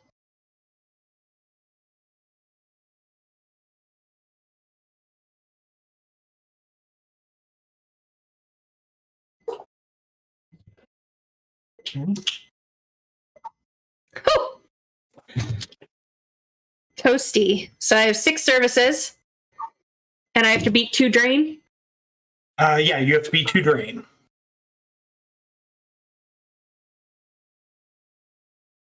Yay! Man, that was easier than it used to be. Well, it helps that I rolled fairly poorly, and You did rolled too. pretty well. Yeah. 17 dice, I got a little more than half. Yep. So, all right. So I now have 6 services from a Force 4 water spirit. And I'm going to say, hello again. We are searching for, did I ever sense her? I don't remember anymore. Yeah, you sense her. So I give the image of the aura I'm looking for, so that I will actually ask for a memory test at this point, because it's been a while. Okay, that's fair. Memory. Another 4 hits. Yeah, you're able to recall enough information about the aura to give your spirit a something to search for. Okay, and I'll also give it those runner, like the froggy spirit and that summoner, like that flavor that I was tracking down for so long. Just to be like, you might find this too. So if it's using the search power, it searches for 1 aura. Oh, okay. Then we'll stick to her for right now. Okay. And I'll tell you now, it's going to be a remote service, which will use all of your services. Fine. It cost me nothing to call it anyway. Slick, this is what it's like to be good at your job. So. Does the unconscious body insult me out of nowhere? No, unfortunately. No, you're apparently getting to know her well enough that that's what you think she would have said. You don't know what I'm doing at all, so I'm just unconscious. He kind of wigged out like she just fell out unconscious in my car, and now I don't know what to do. Awesome. I mean, you've seen mages do this in your prior running. You've also seen mages not come out of that fairly well. Yeah, but more importantly, this is my safe space, and the mage has never done this in my safe space. She didn't even ask if she could do this in my safe space. Yeah? I feel violated. Okay, so Spirit and I are both searching. So you're sort of not zipping, but you're sort of flying through the local area looking for unusual signatures. And you really only have her signature, and if the frog guy's involved, you have his signature. Yeah, but also keeping an eye out too for like just spirits that are out and about, like that look on like they're on patrol, either watchers or air spirits usually, but like if there's any spirits hanging out in the area, I'd kind of keep an eye on them too and see if that's a lead. Mages that have anything active, I'd usually be able to tell that from since I'm just using Astro right now, if I find a mage, then I might focus on them more. You do find a couple of places in this building. A couple of apartments are warded. You do find somebody. So let's see. We'll say an apartment on the 6th floor is warded. There's an apartment on the 3rd floor that's warded, and you find somebody who lives on the 2nd floor whom you may sense. Oh, okay. Let's do it. Your water spirit, by the way, has departed the area. Okay. Keep me posted. And you're kind of getting that sort of splitting your attention between looking at stuff and the sort of rush, because the spirit does get to travel with its search power. Yeah. Because it's different than just a sensing. Come on. Oh, there it is. Roll 20. All right, so I got 3 hits on my astral, my sensing. Okay. So yeah, 3 hits gets you. Let me pull up my sensing chart again. 3 hits gets you.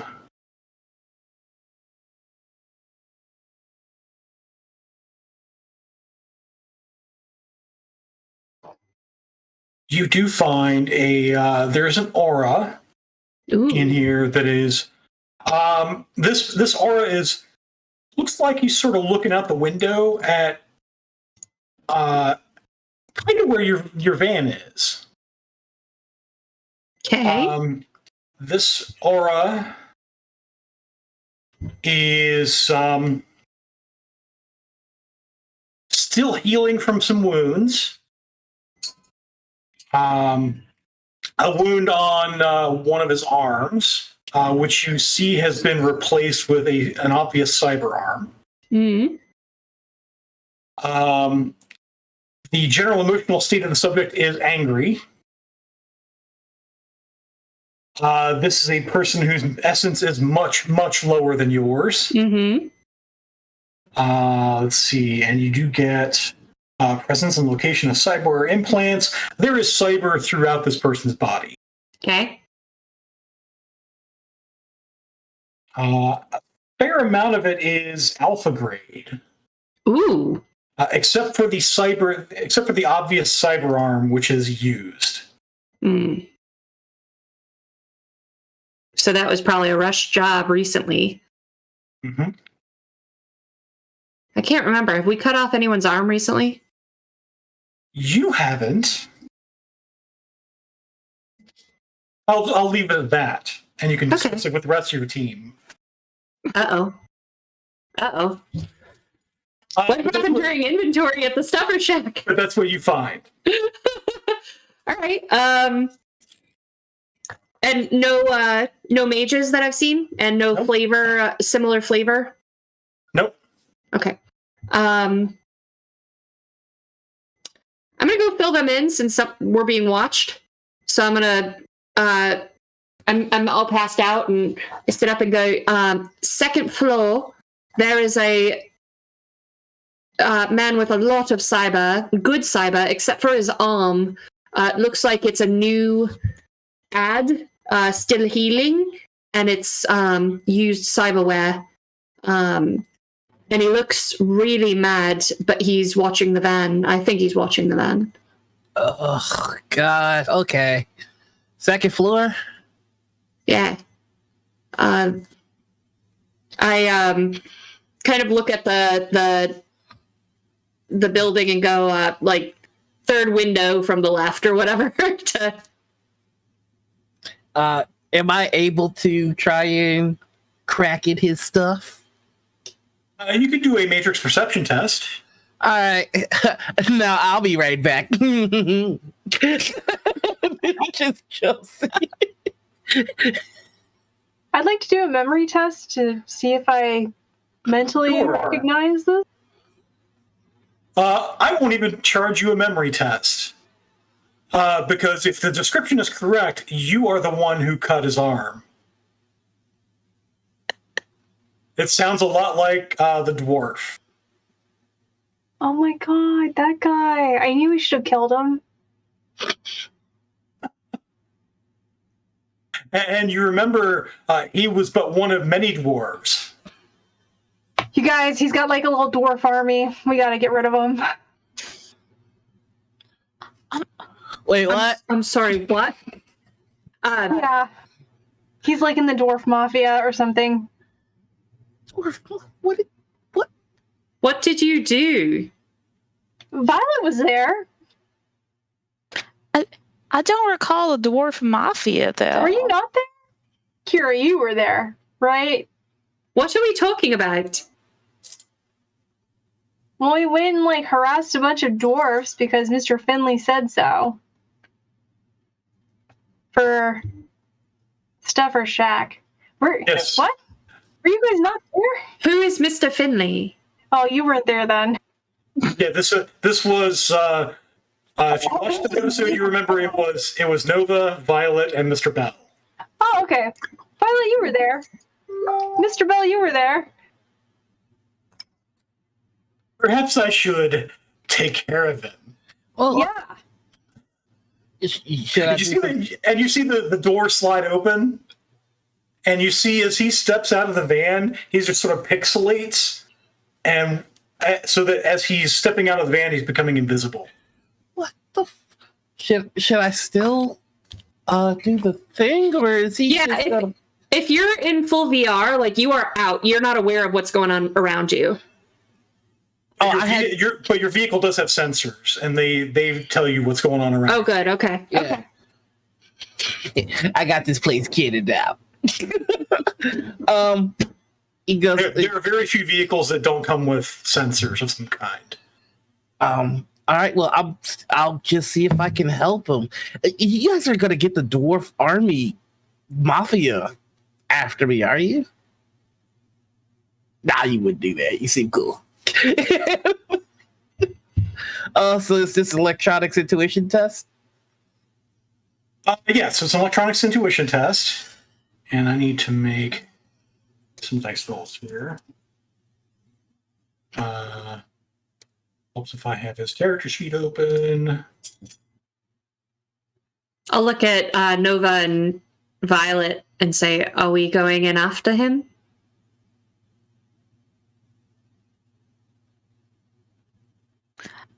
I kind of feel like we have to at this point. I mean, at this point, I feel like he's long gone. We should just let him go. Oof. Not knowing what to... Oh, go ahead. I'm sorry. I was just letting them know I had 7 hits. Ooh. So you scan that particular apartment, and you are sure you come up with no signals. So I can't no icons. I can't crack anything in there? Okay. So there's either nothing to crack, or there's stuff that's way too well hidden. Spicy. I'm sorry. Go ahead and finish your stuff in VR. I'm just gonna pop out and be like, nope, nothing I can do. So I'll leave it all to you guys. I'll go ahead then and turn. He's behind glass. He shouldn't be able to sense thermal. So I'll go ahead and turn Violet and I invisible. Okay. Here come all the roll. I need to shut down all of these artifacts and NPCs so I can see my screen. Okay. You know, all the ones I pushed to you guys at the beginning of the session. Yeah, I spread them all out so I could see everything, and it's just in my way now. All right, here's the first invisibility. Go. 5 hits on Violet. Okay, so give me a drain roll for that. You got it. Boop. Okay. I'm fine. My invisibility. 6 points. Okay. Drain. Another drain. Boop. I'm good. Okay. And then, of course, I'm going to do my increased reflexes and my armor. So I'll start taking negatives here soon. So you have 2 invisibility spells you're holding up. You'll be holding up a increased reflexes, and then when you cast the 4th one, it's you're only sustaining 3, so there's no penalty. Right. It's if you want to cast anything else, it'll be. Okay. All right, then we're good. Okay, good. I love that ability. Yes, it's way better than it was in 5th edition. Increased reflexes, 7 hits. Holy crap! But I only want to keep. I never remember how many I keep. 2 or 3. Yeah, I think you normally keep 2 or 3. I think actually, let me make sure of this. I think you can only keep 2. I think I get the better benefit when it's even, if I'm not mistaken. Well, there's a limit, which is what I'm looking up. There's a limit to what you can sustain with focus concentration. The spell cannot have a modified drain value of 7 or higher, so you can only keep 2 hits. Okay. And use focus concentration. All right, cool. That works for me. So it's a drain of 6 to soak. Here we go. Drain. Boop. 4. Let's look at my roll, though, if there's anything I want to do. It's a whole lot of 3s. Yeah, it is. So it's 2 points. I'll take it. Okay. It's not a wound modifier yet. Yeah. And then my armor. Armor.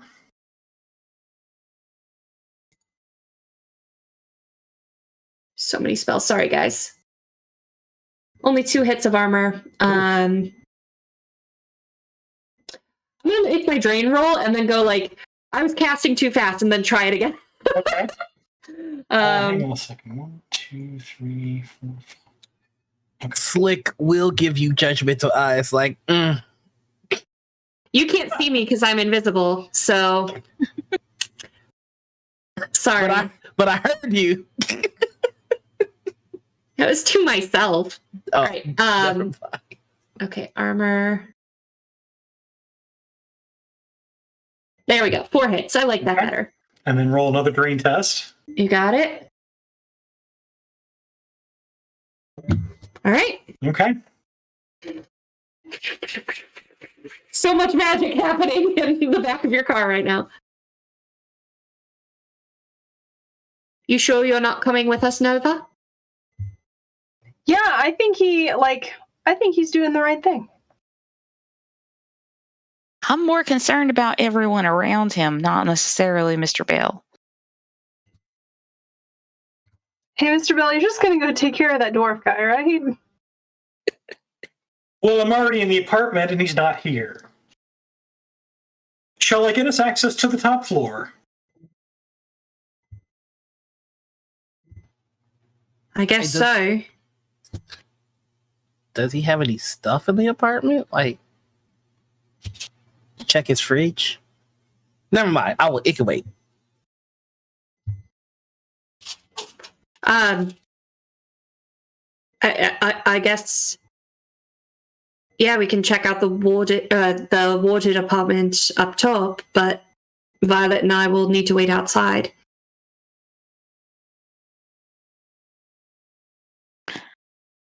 Let's go check the apartment if it's empty, and we can get an idea of who we're dealing with, maybe. And don't forget, Mr. Bell, that don't go through the front door without dropping any spells you have active, because that hurts. So the 7th floor apartment that you tracked this signal to was not warded. Remember, you went in and you looked around the apartment. Or are you referring to there were a couple of other apartments that were warded, one on the 6th floor, and I think I said one on the 3rd floor.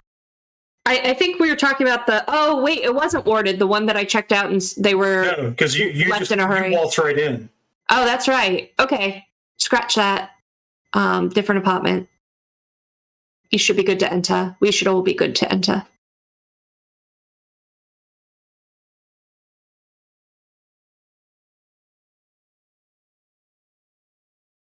So the two of you, is it just the two of you going upstairs plus Mr. Bell? Yep. All right. So you get up there, and Mr. Bell is standing there next to the open apartment door, arms folded behind his back with that plastic smile on his face. Can we Like see he- him? Did he like come uninvisible? No. I can feel the weight of the creepy smile. Yes, Got he it. did. Yes, he did. Oh, okay. All right. Shall we search? See if there's anything to find. All right. So I'm going to leave that to the two of you who are up here, as Mr. Bell sort of fades back into invisibility. I'll help search for Violet since it's just the two of us, but then I'll do another look closer astrally to see if there's any like that Watcher Spirit residue or again anything else I can pick up by a better search. So the two of you can go ahead and make perception tests. And I think Violet, because of your adept power, you get an edge for that. I do, for observing in detail or perception. Mm-hmm.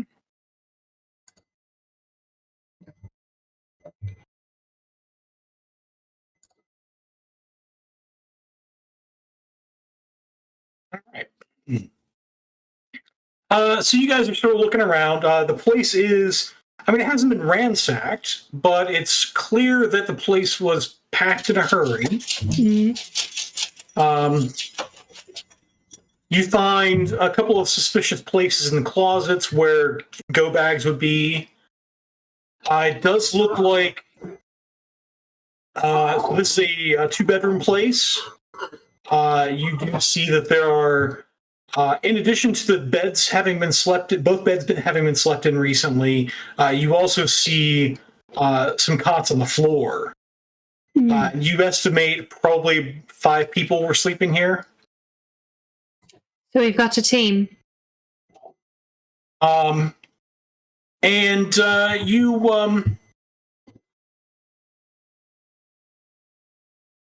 with 4 hits, you find a in what must be the master bedroom.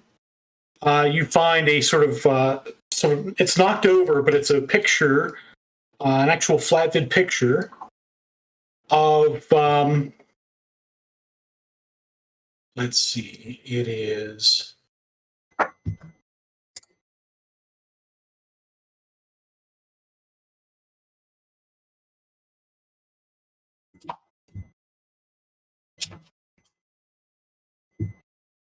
this guy. And sort of clinging to his hip is a young girl who you think might have been a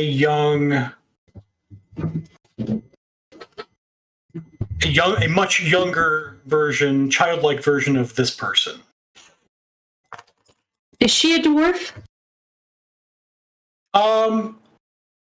Everything that you've heard described has been human, but she is short for a human. Okay. All right.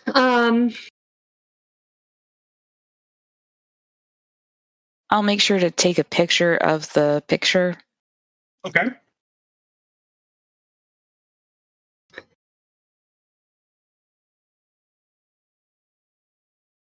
All right.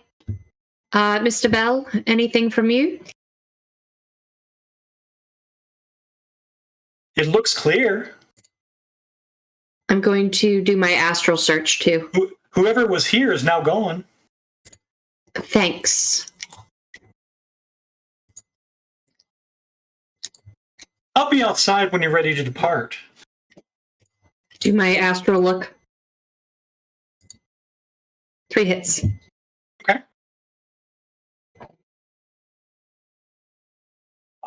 Yeah, with 3 hits, I mean, it's hard to see much in the astral. You do see there's some emotional residues that sort of match This is probably the place where this woman lived.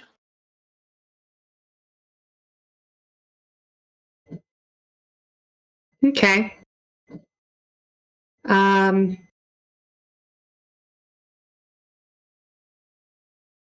right. But you don't sense any. You don't sense any spirits or watchers hanging around. Okay. All right. Nothing to find on the astral either, Violet.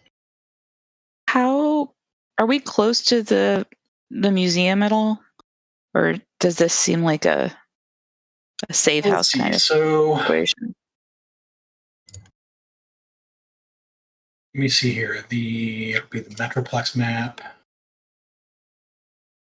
I'll show that to you guys. So you guys are in Auburn now, which is sort of Oh, there it is. Okay. sort of east central. Yeah. And the museum is in Bellevue, which is sort of just east of downtown.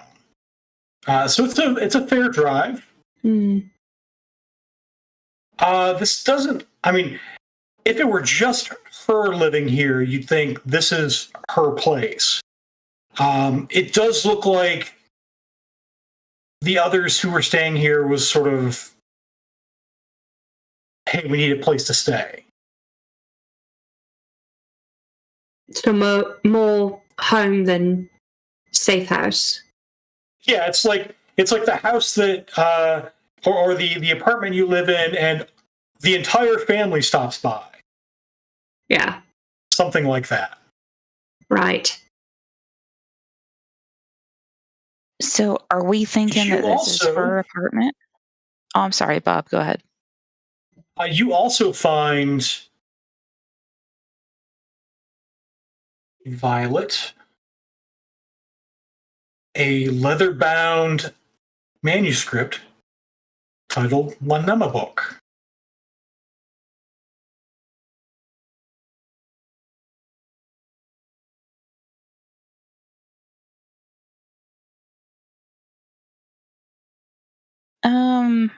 Miss Curie, would you come take a look at this? Make sure I'm seeing the thing I'm seeing. I take a look at it.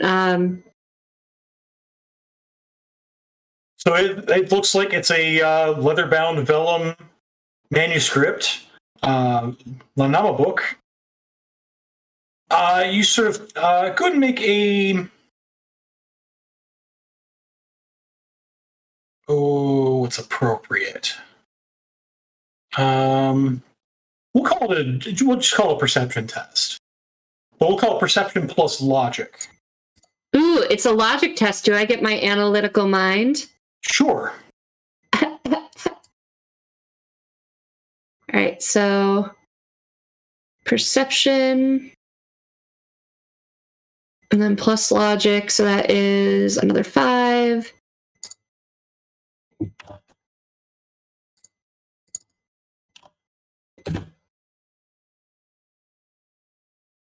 Okay. So that's 4 hits.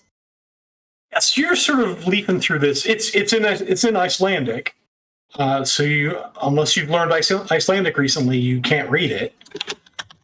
I mean, But looking at, I mean, you sort of piece together enough, and the two of you sort of collaborate and find essentially Google Translate.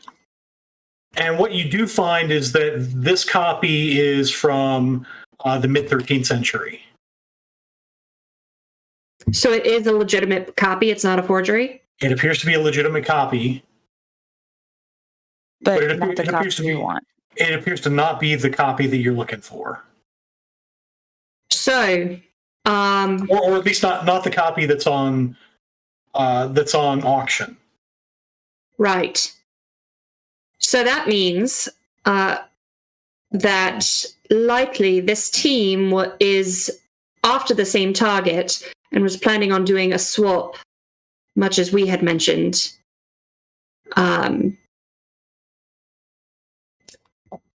Interesting that they wouldn't take this with them, though. This is a pretty big clue to leave behind, right? It was hidden relatively well. But yeah, they left it behind. Possibly because of the rush they were in to leave.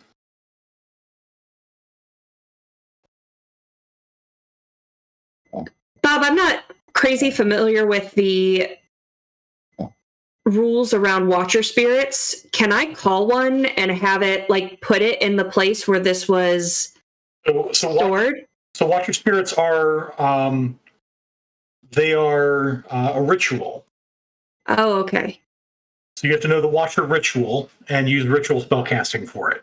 Okay. Could I theoretically do another remote service for another spirit and leave them here in that spot to tell me when?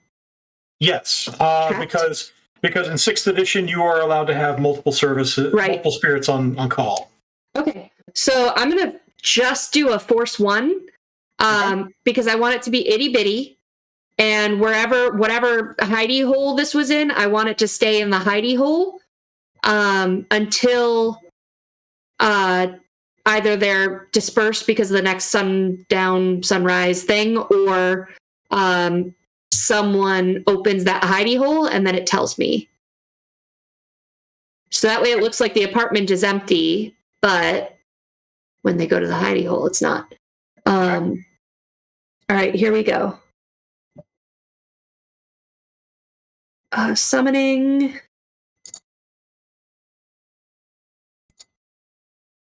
Three hits.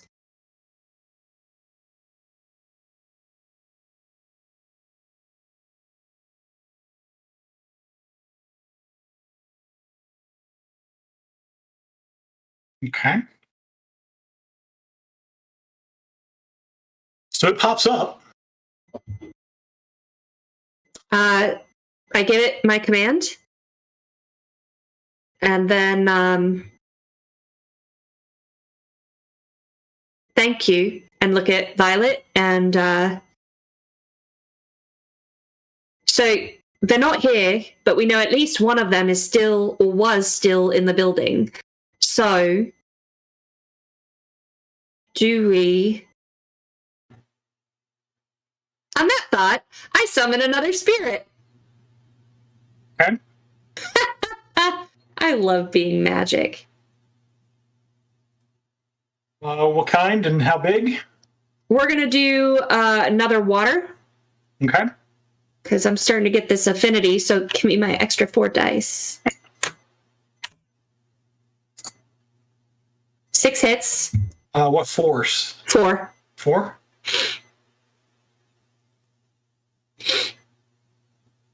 Okay. Roll my drain real quick.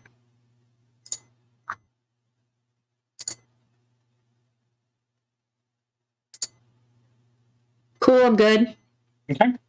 I'm gonna show it the aura I saw in that man that was watching from the window. Find him. Okay. Please.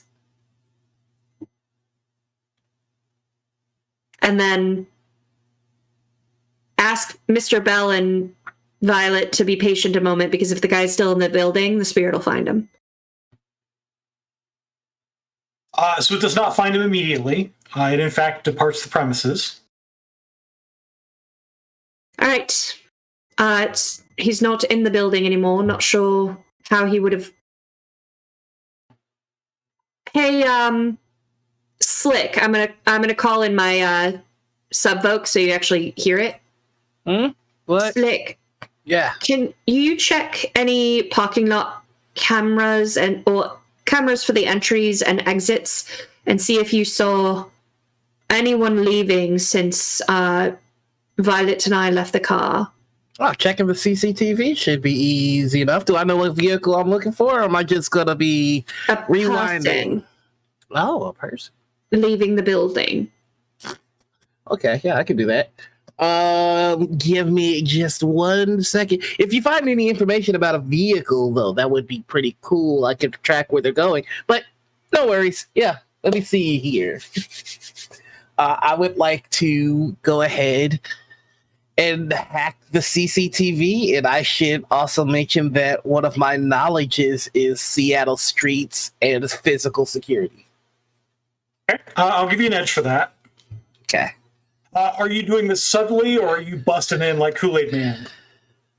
I've been a little reckless today. Maybe it's time to do things a little old school, but nobody needs to know that though. So like, that's fair.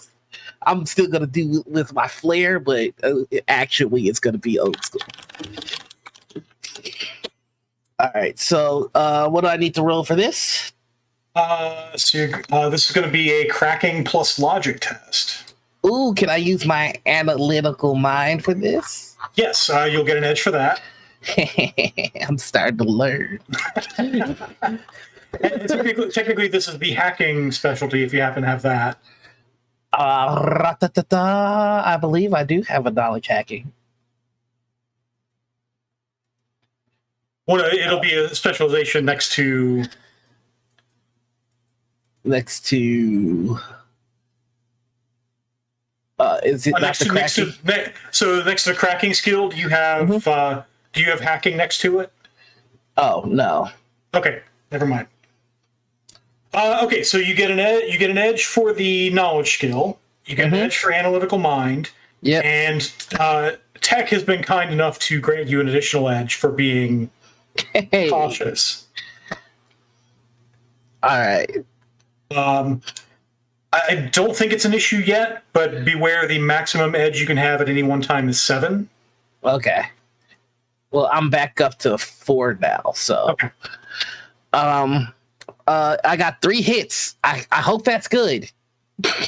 Let's see. So.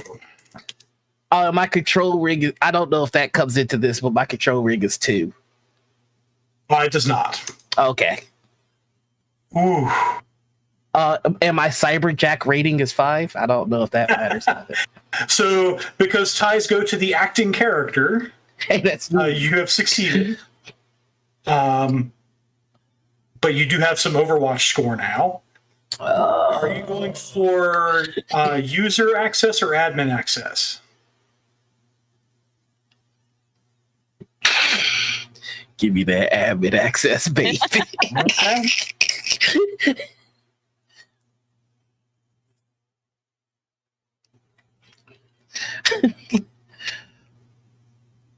So you've gained access to essentially it's the apartment building's security host.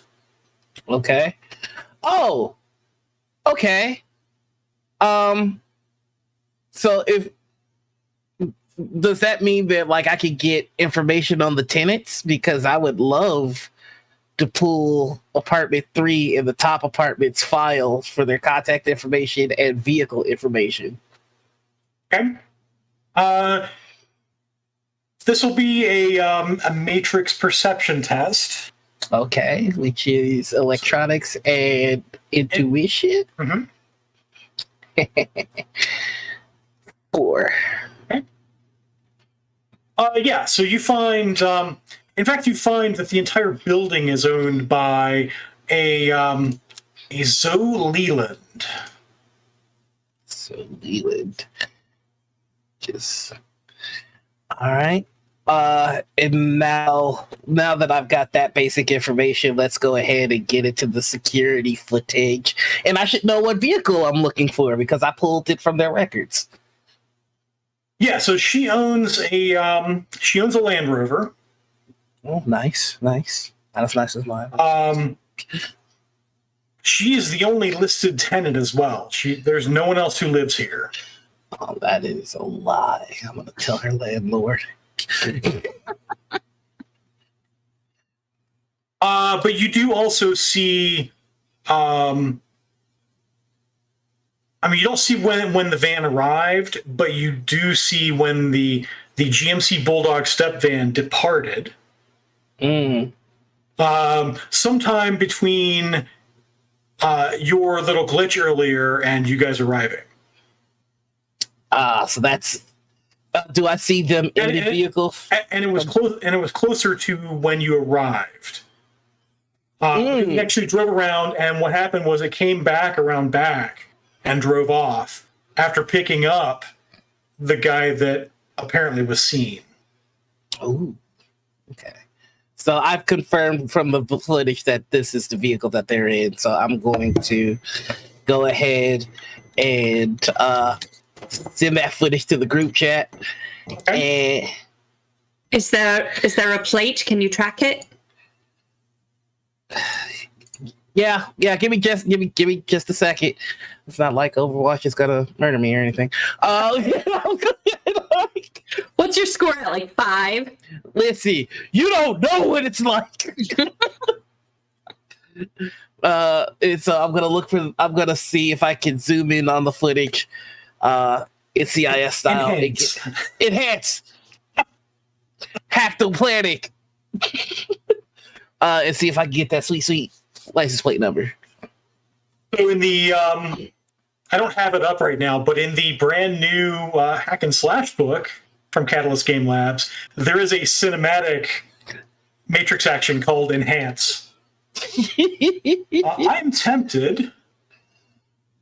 In fact, we're close enough to the 10 o'clock hour that we'll go to a 10 o'clock break, and when we come back, we're gonna introduce everybody to the Enhance action. Oh no! Cool. All right, so that's my cue to talk about this week's giveaway. Type hashtag RemPC in the chat, people. You know you want to, and it's free. All you have to do is type what? Like 1, 2, 3, 4, 5, 6 characters for a free entry to win a bundle of Earth Dawn PDFs. You get the player's guide, the game master's guide, and the companion, which is, hopefully I can say this right this time, over 1,400 pages of material in the Earth Dawn world, more than enough to get you started playing in a new system and falling in love with the lore. So hashtag RemPC for your entry to win. And don't forget, you can get bonus entries by donating bits and and also subscriptions. So subscriptions get you a bonus entry. Every 100 bits gets you a bonus entry. And you can also impact the game with those bits and subs. So go ahead and do the thing, and we'll be back in 10 minutes.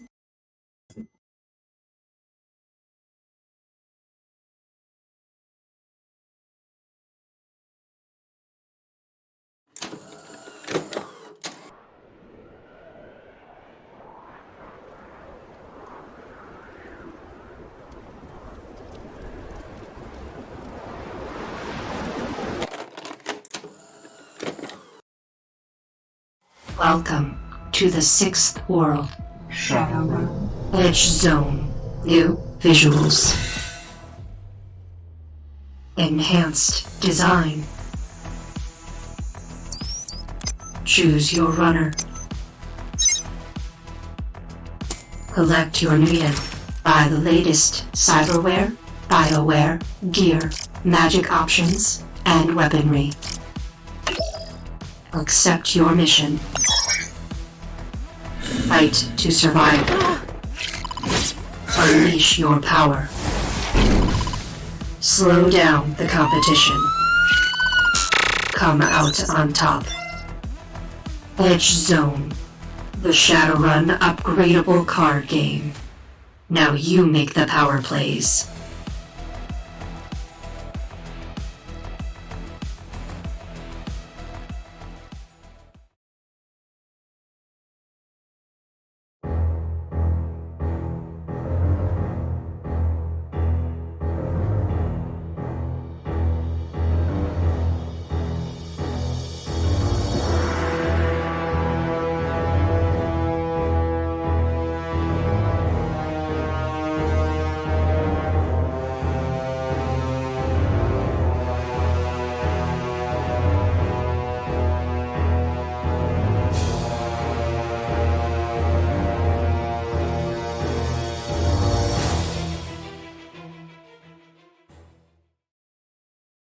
Play with us now, which is so exciting. So with channel points, bits, and subscribes, you can give rewards to the player of your choice.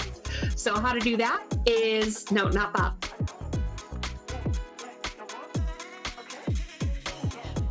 Channel points, I believe it is 500 points, gets you NERPs, which is +3 to any dice roll to the player of your choice. For 1,000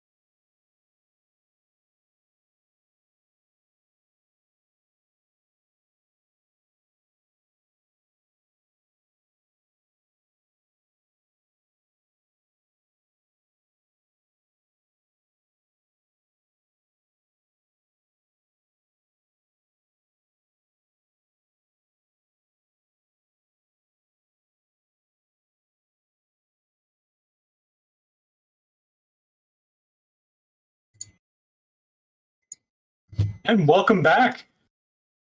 So I promised you before we went on break.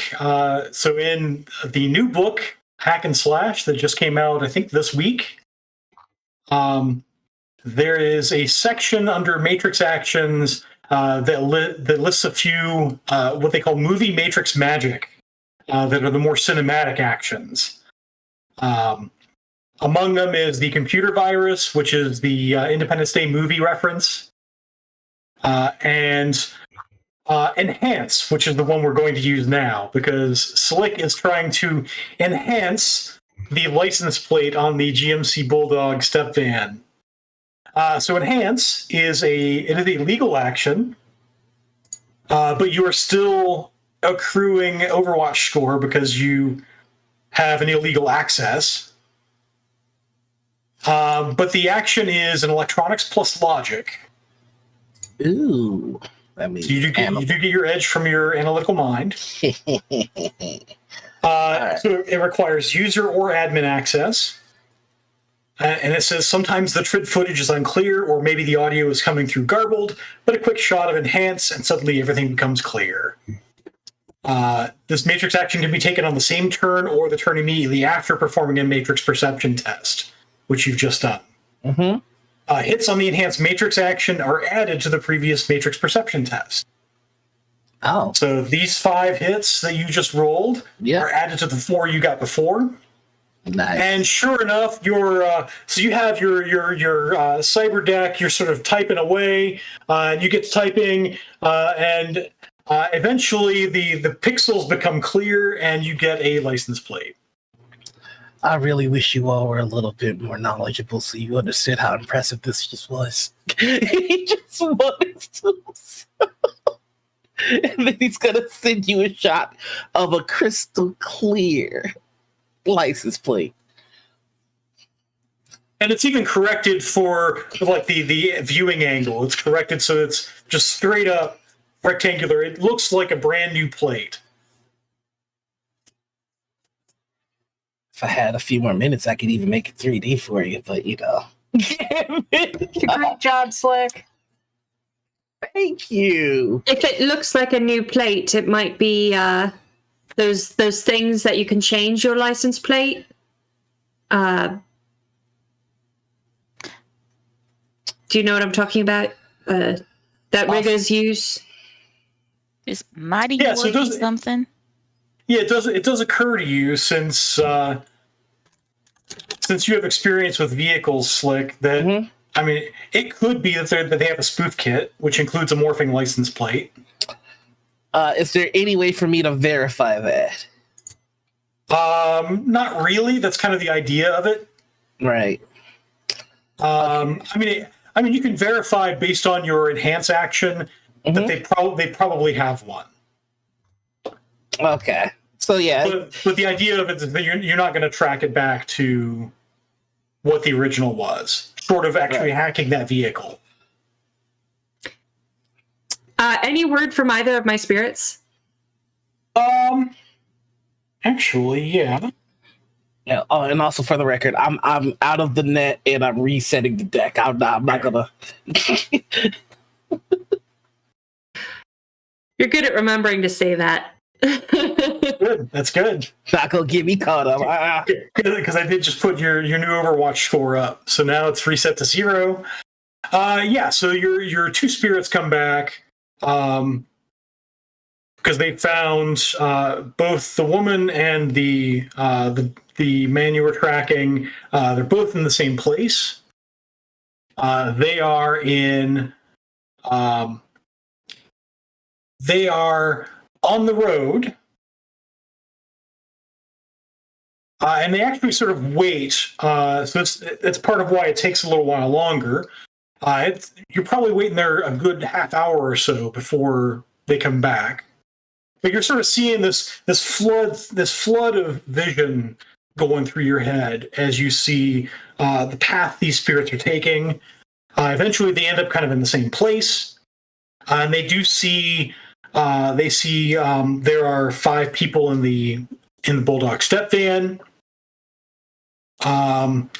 they're all fairly clearly dwarves, except for the woman who appears to be either a tall dwarf or a short human.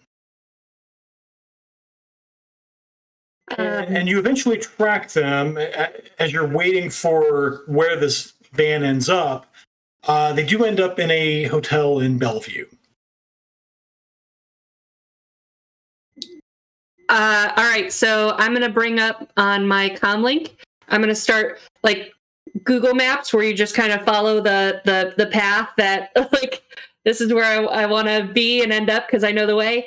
And find the address of the hotel and ping it to Slick. Okay. Yeah, because you're not really under stress. You're able to sort of go back and forth between visions and looking at your comlink, and you're able to plug in the essentially directions because the spirits can't read street signs. So you're sort of counting streets, counting landmarks, and you do find that you do find an address for the hotel. Okay.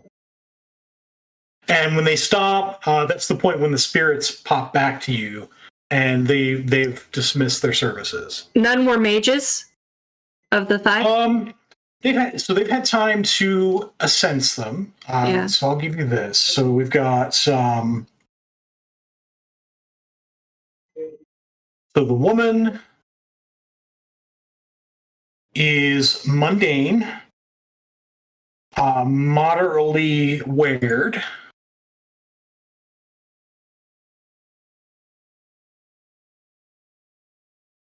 In fact, let's go ahead and roll. So you had a force 4 and a force. They're both force 4. Okay. So I'll go ahead and roll this. This will be just to see what you're able to get, and I'll give them a 2 dice bonus. Okay, so that's about right. Okay. So the woman has a sort of a moderate amount of wear.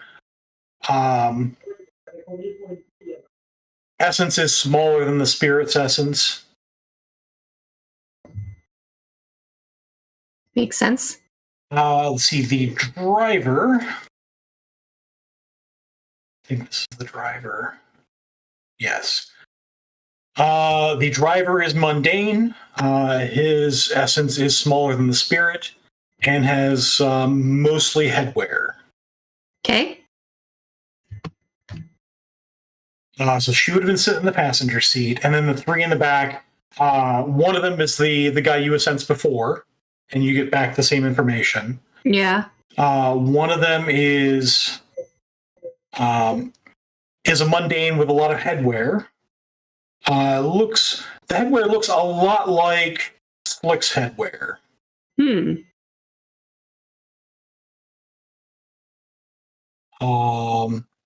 Boom. And the last one is mundane, essence larger than the spirits, and nowhere. Okay.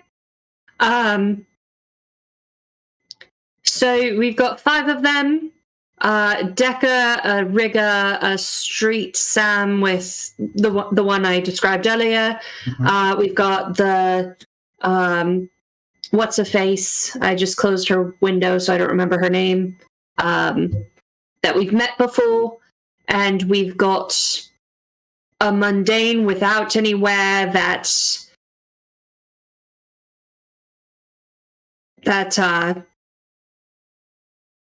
yeah, I don't know what they do, but so those are our 5, and they're at this hotel.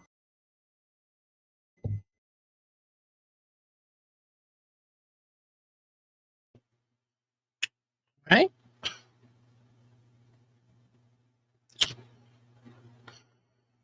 So here's some thoughts. Do we care enough to go after them?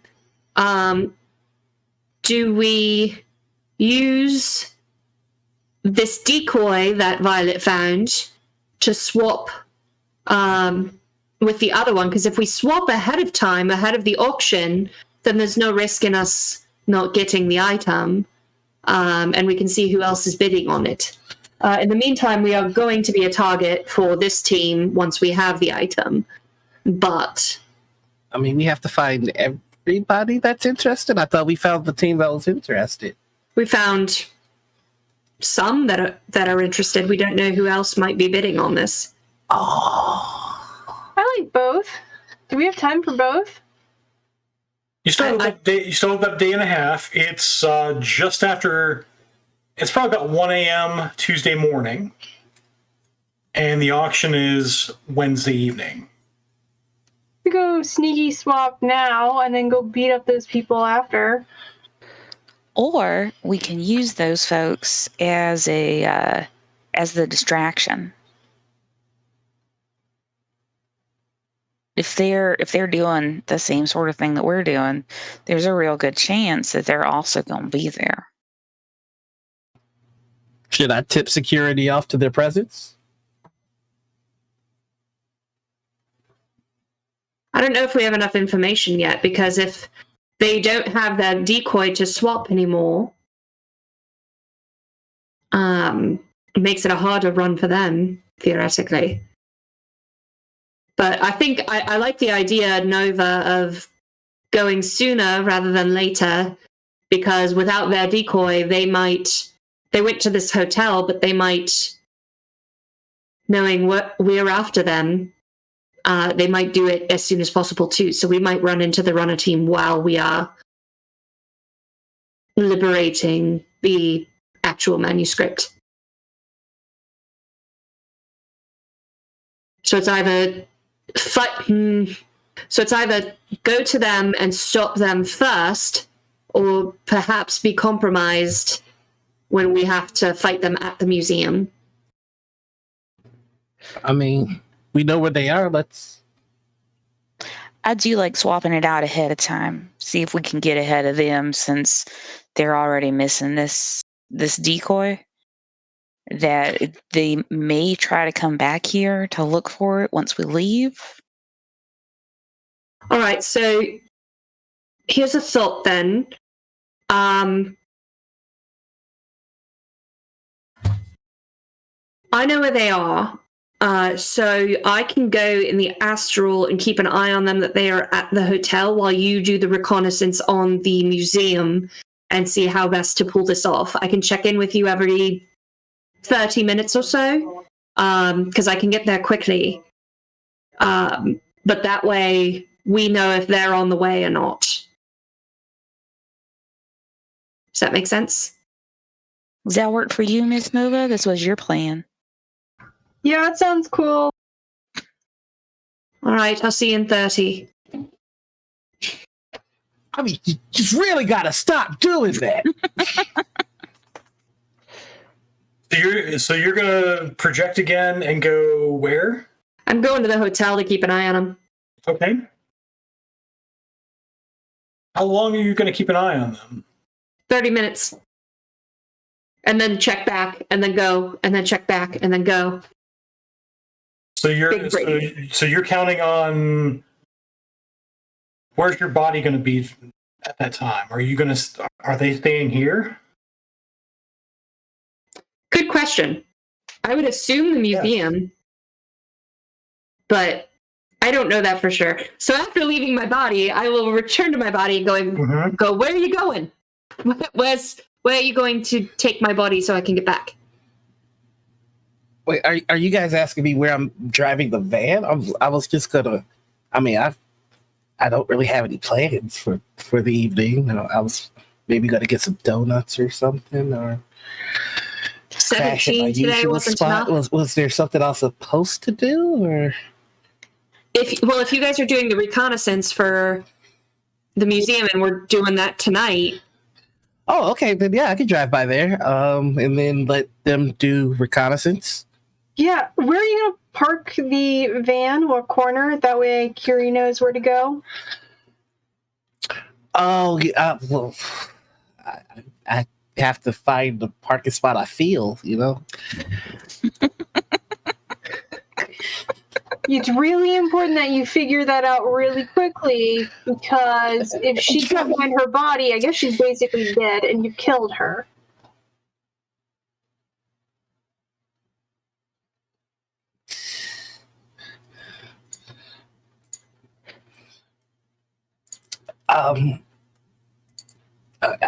Okay, I'll find a parking spot because he's just dropping this kind of stuff on me.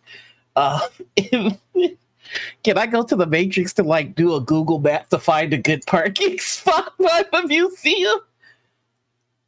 Yeah. So you can definitely pull up the Google Maps and find the museum parking lot. Mm-hmm. That is not a problem. Is there anywhere that's like close to a place that serves food late at night? So this is in downtown Bellevue, so it's not really that kind of neighborhood. Mm-hmm. There are some restaurants, but they are more upscale than your normal overnight meals. Oh, you guys got me going to a hoity-toity place. I hate this. Jesus. Swearing, I'm gonna summon another spirit and leave it with my body so I can find it. We don't see that, do we? Like, I can't see that there's a spirit in the van. Okay. Nope. Not unless it materializes. I guess. I look very pointedly at Violet again.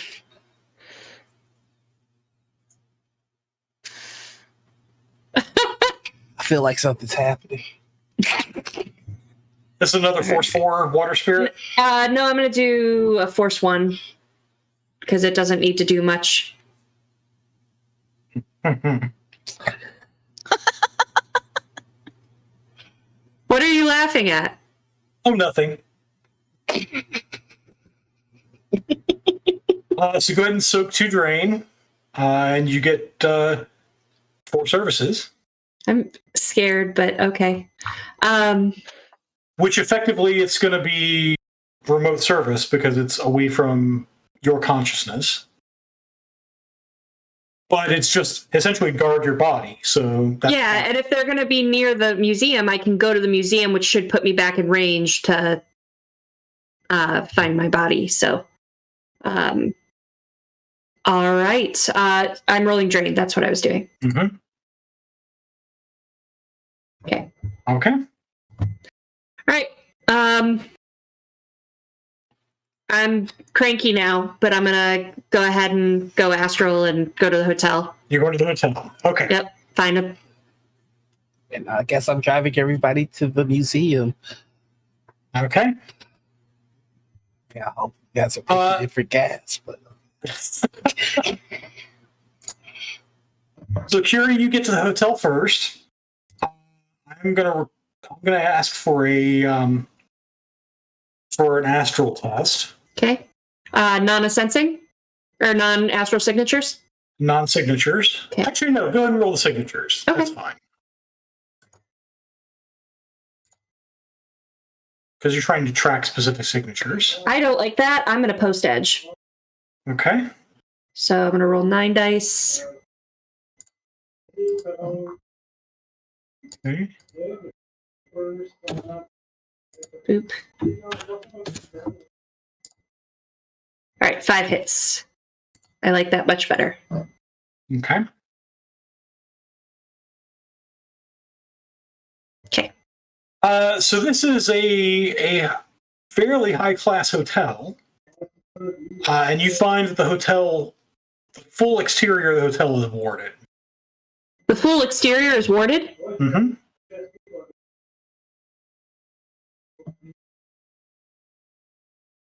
What hotel is this? From the Google search.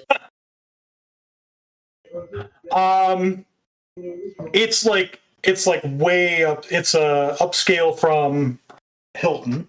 Let me find if I pull the right book out, I can find the hotel.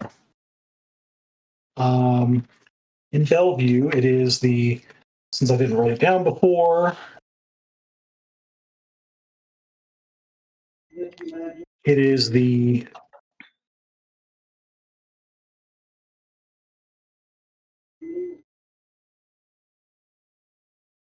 No, it is the Bellevue Hilton.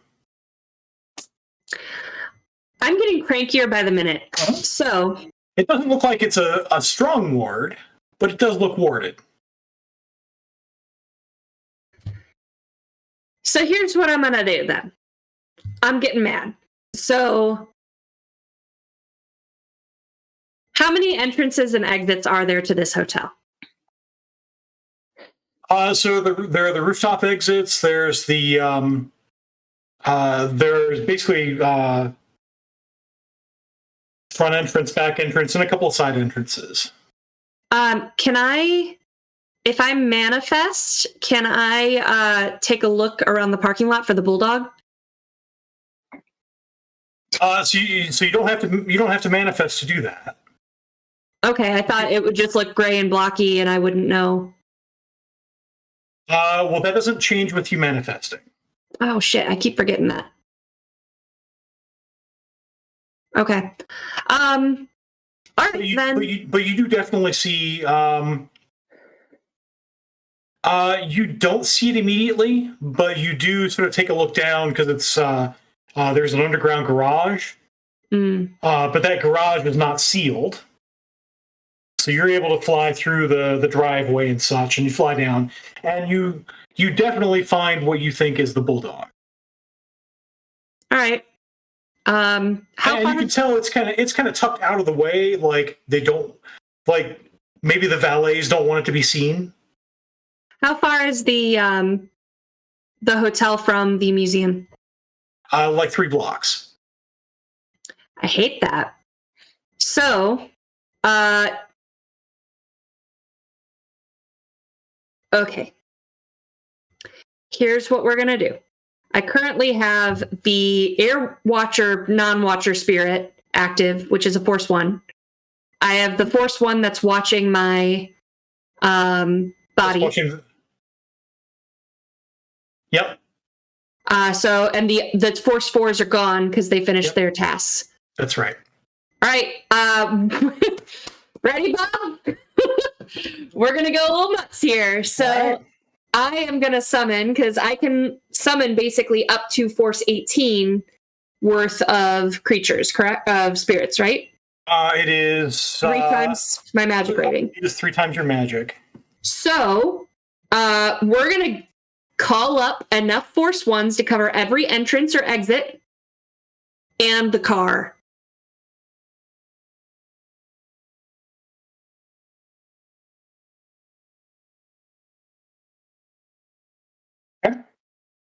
How many is that? So that'll be 7 total. Here we go, folks. This is going to be all the dice. This is what I miss about sitting at a table. I want to roll a crap ton of dice for the next 5 minutes.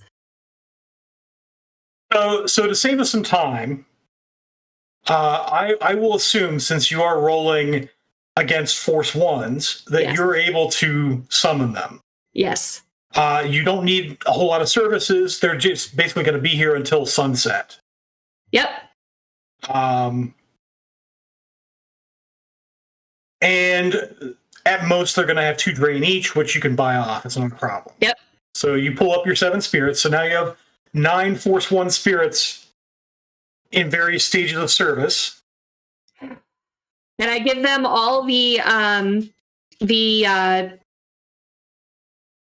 auras that I'm looking for. The one thing to be careful about is that a Force 1 spirit has all mental stats 1 and astral skill 1. I'm going to give it a very simple one then. And okay. So what I'm going to do then is the one guarding the bulldog. I'm going to give it the aura of the rigger. Okay. There's a chance she doesn't leave. Someone who's going to go, assuming there's going to be a fight, is going to be the Street Sam. So I'm going to give the aura of the Street Sam to the rest of them. Okay. And then I'll keep an eye too. I'll kind of like keep my cascade for the next 30 minutes until I go back to my body. Okay. So you go back to your body. And by this point, since you've been sort of hanging around and doing reconnaissance for half an hour, that's long enough for you guys to get to the museum. Okay. The museum, incidentally, is closed because it's now 1:30 in the morning. Yeah.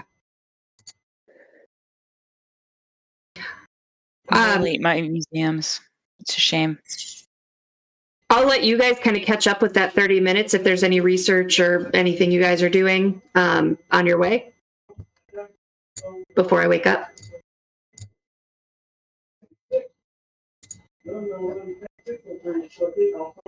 So we have Slick is driving.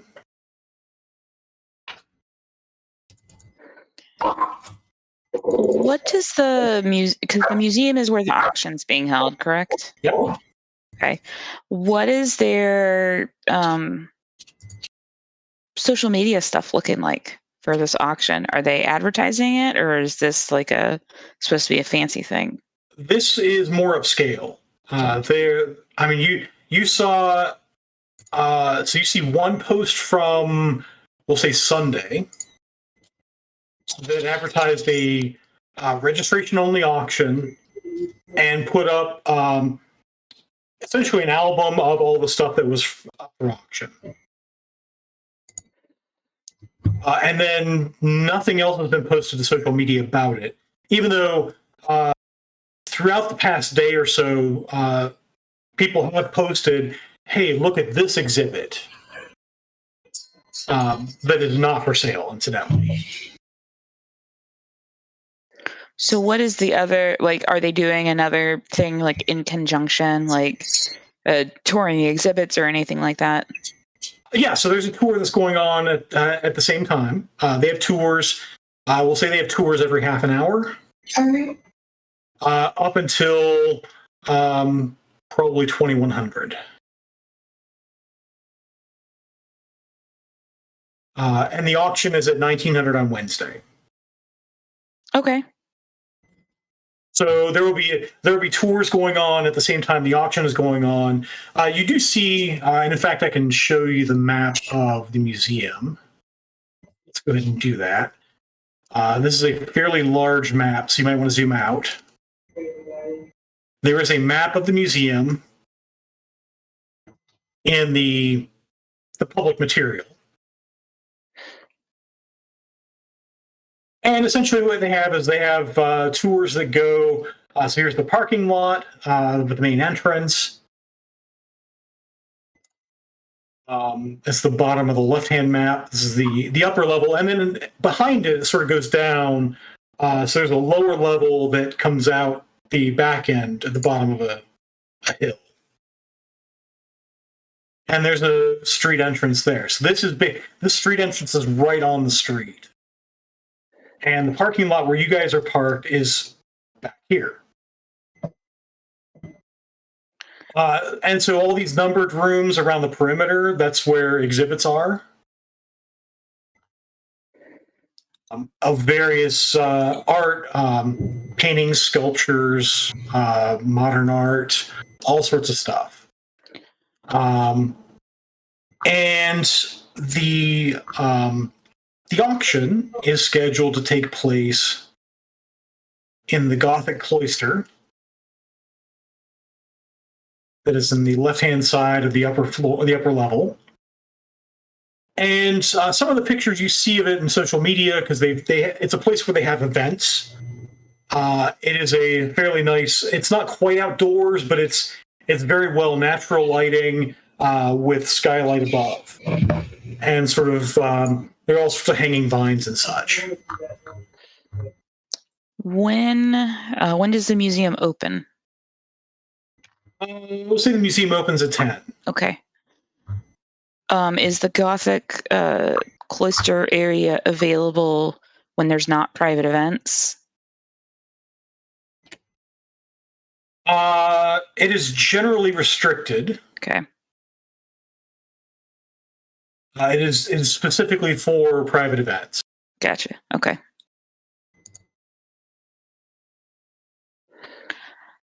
So I'm going to share with the team. So just so y'all know, the museum opens at 10 a.m. and they have tours until 11 p.m.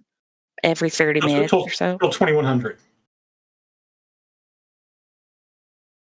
9 p.m. 9 p.m. 9 p.m. Sorry. So in fact, I should correct that to be 2200. 10 p.m. So the last tour departs at 9 p.m. and the tours ostensibly last an hour. Okay. Is there a parking garage at this museum?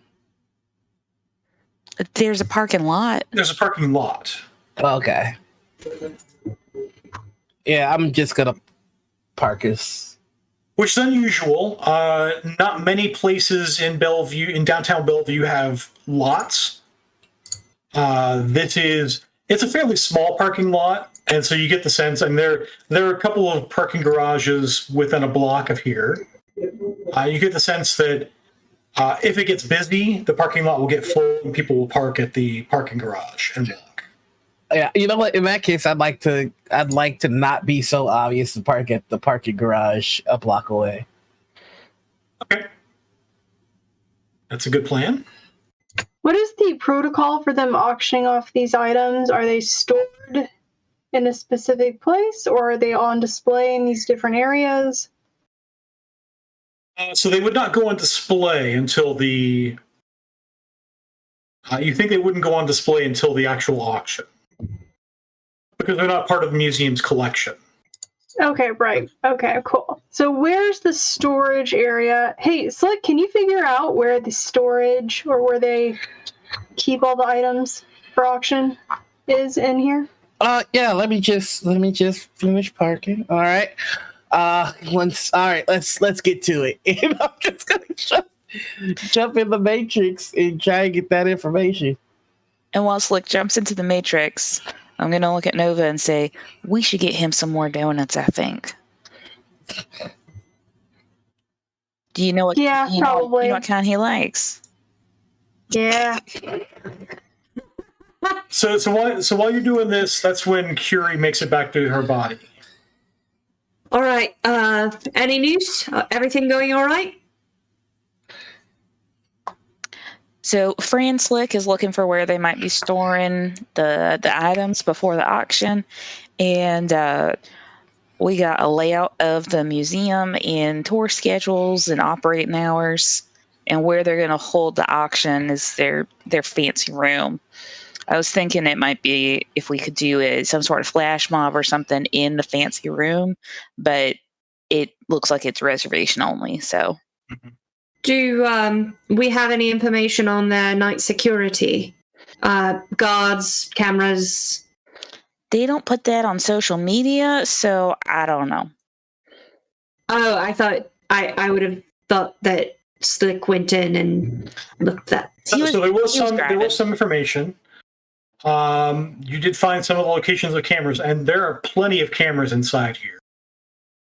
You also found, Slick, that so there's a room below the Gothic cloister on the lower level that's sort of grayed out. That's one of the restoration areas. It's also storage for if they're going to have some special event in the Gothic cloister, that's where stuff's going to be stored. Okay. Am I able to jack into these cameras and see, since I know where they are? You're going to have to hack the museum host. And in fact, I think we're going to do that next time. Since we're at 10:45. So I do want to take a quick 5-minute break while we tally up the winner. Yes. So last chance, type #RemPC in the chat to win. The giveaway is the Earth Dawn PDF bundle of the Player's Guide, the GM Guide, and the Companion. So you get all three, which is over 1,400 pages of content to start playing Earth Dawn. I'm gonna go ahead and type in my #RemPC right now. There we go. So enter to win. Every 100 bits gets you an extra entry to win. I see you, Chaotic Blade. So they're going for it. So also give edge to any player of your choice. And then subscribe as well gets you 7 entries for the cost of $5. So that's pretty dang good. But we'll be back in 5 minutes to do the drawing. And we'll see you then.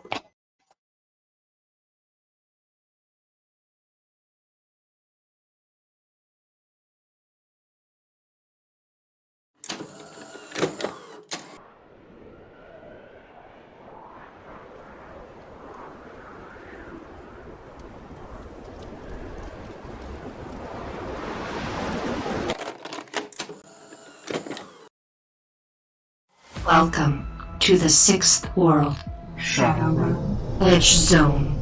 New visuals.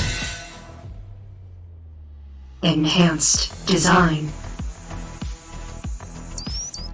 Choose your runner. Collect your needle.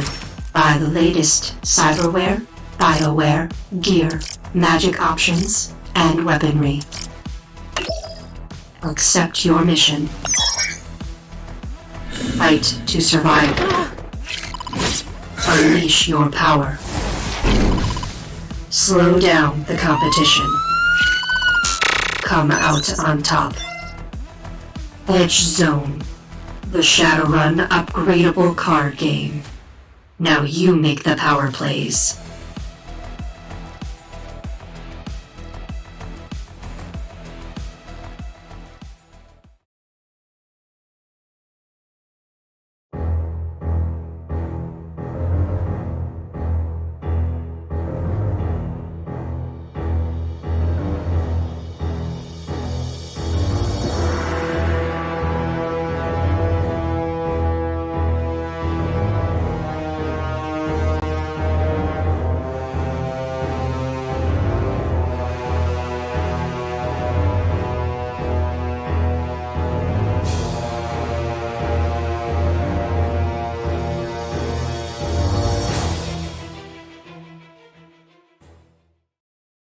Play with us now, which is so exciting. So with channel points, bits, and subscribes, you can give rewards to the player of your choice.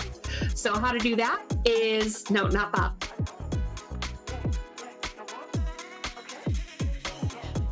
Channel points, I believe it is 500 points, gets you NERPs, which is +3 to any dice roll to the player of your choice.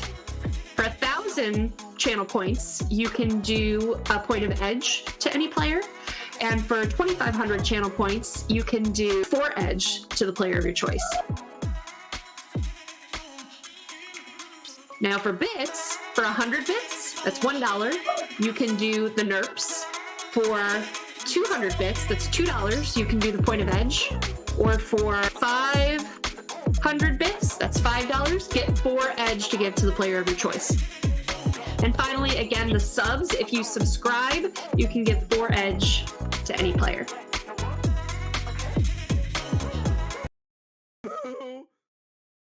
And welcome back. I think we have our winner. Yes, we do.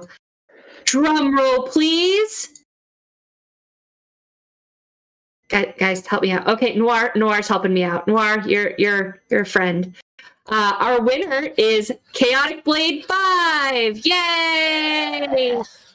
So please, congratulations. Please watch your Twitch whispers that are up above the chat, because we'll be reaching out to you for your email address to get you your reward. So thank you. Thank you for tuning in. Thank you for being active in the chat and playing with us. Really appreciate it. And yeah, congrats. That's a good prize. I liked this one. So we'll do some brief introductions before we sign off. I'm Bob, your GM, and on Tuesday nights over on twitch.tv/Master of Rem, I'm running through the Shadowrun 5 Chicago Missions arc. Heck yeah.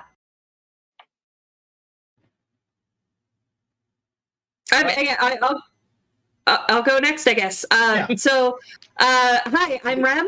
I am the CEO of Rem Alternis.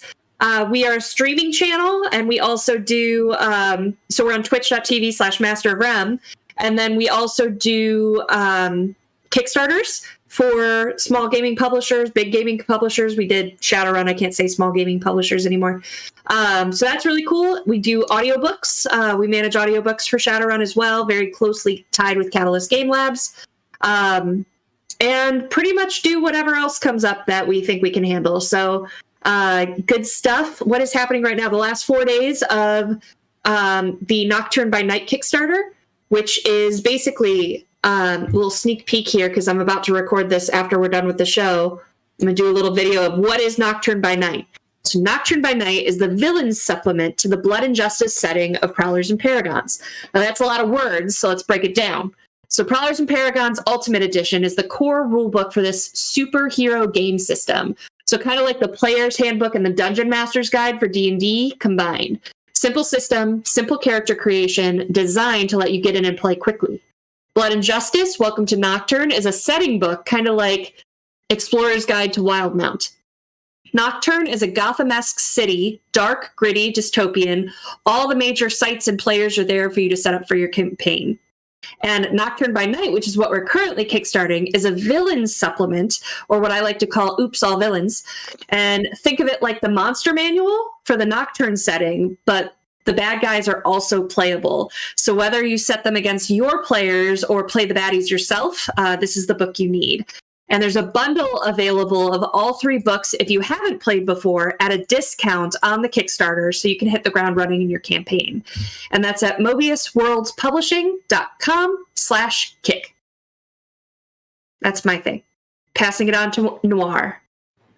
Hey, that's me. Hi, everybody. I'm Noir. You can find me all over the internet as The Noir Enigma. That's Twitter, Twitch, YouTube, TikTok, and Instagram, as well as my website, TheNoirenigma.com, for merch and all that good stuff. I'm the host of Gen Con's Table Takes, my own morning show, Morning Ritual, and every Monday you can find me over on Q Times for the Demiplane-sponsored Aliens game, Beacon. That's it. Awesome. Jen? Hi, I'm Jen. I play on the REM Alternis streams on Tuesdays, and in a couple of weeks, I will be running my first stream on REM on the Wednesday night Shadowrun game. So it'll be a little while, but I'm super excited and starting to plan that. And Halloween is Monday, so you can't order anything from me and get in time from Halloween, unfortunately. But other holidays are coming up that you need cosplay props for. So check out the Geek Forge for all sorts of goodies. And we have another project coming up down the line as well. So super excited. Lots of cool stuff coming up. Can you drop your link in the chat, Jen? I don't think I can. I think that maybe Billy Berserker could for me, though.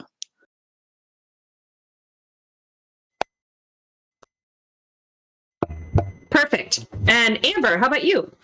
I am Amber. I also play in Bob's Tuesday night Shadowrun game, also with Jen and a few of our lovely friends. So you should come check us out there. And yeah, I'm just happy to be here. Awesome. Thank you all for playing and being here. Oh, Tezlon, you got anything to say? This is our voice from beyond.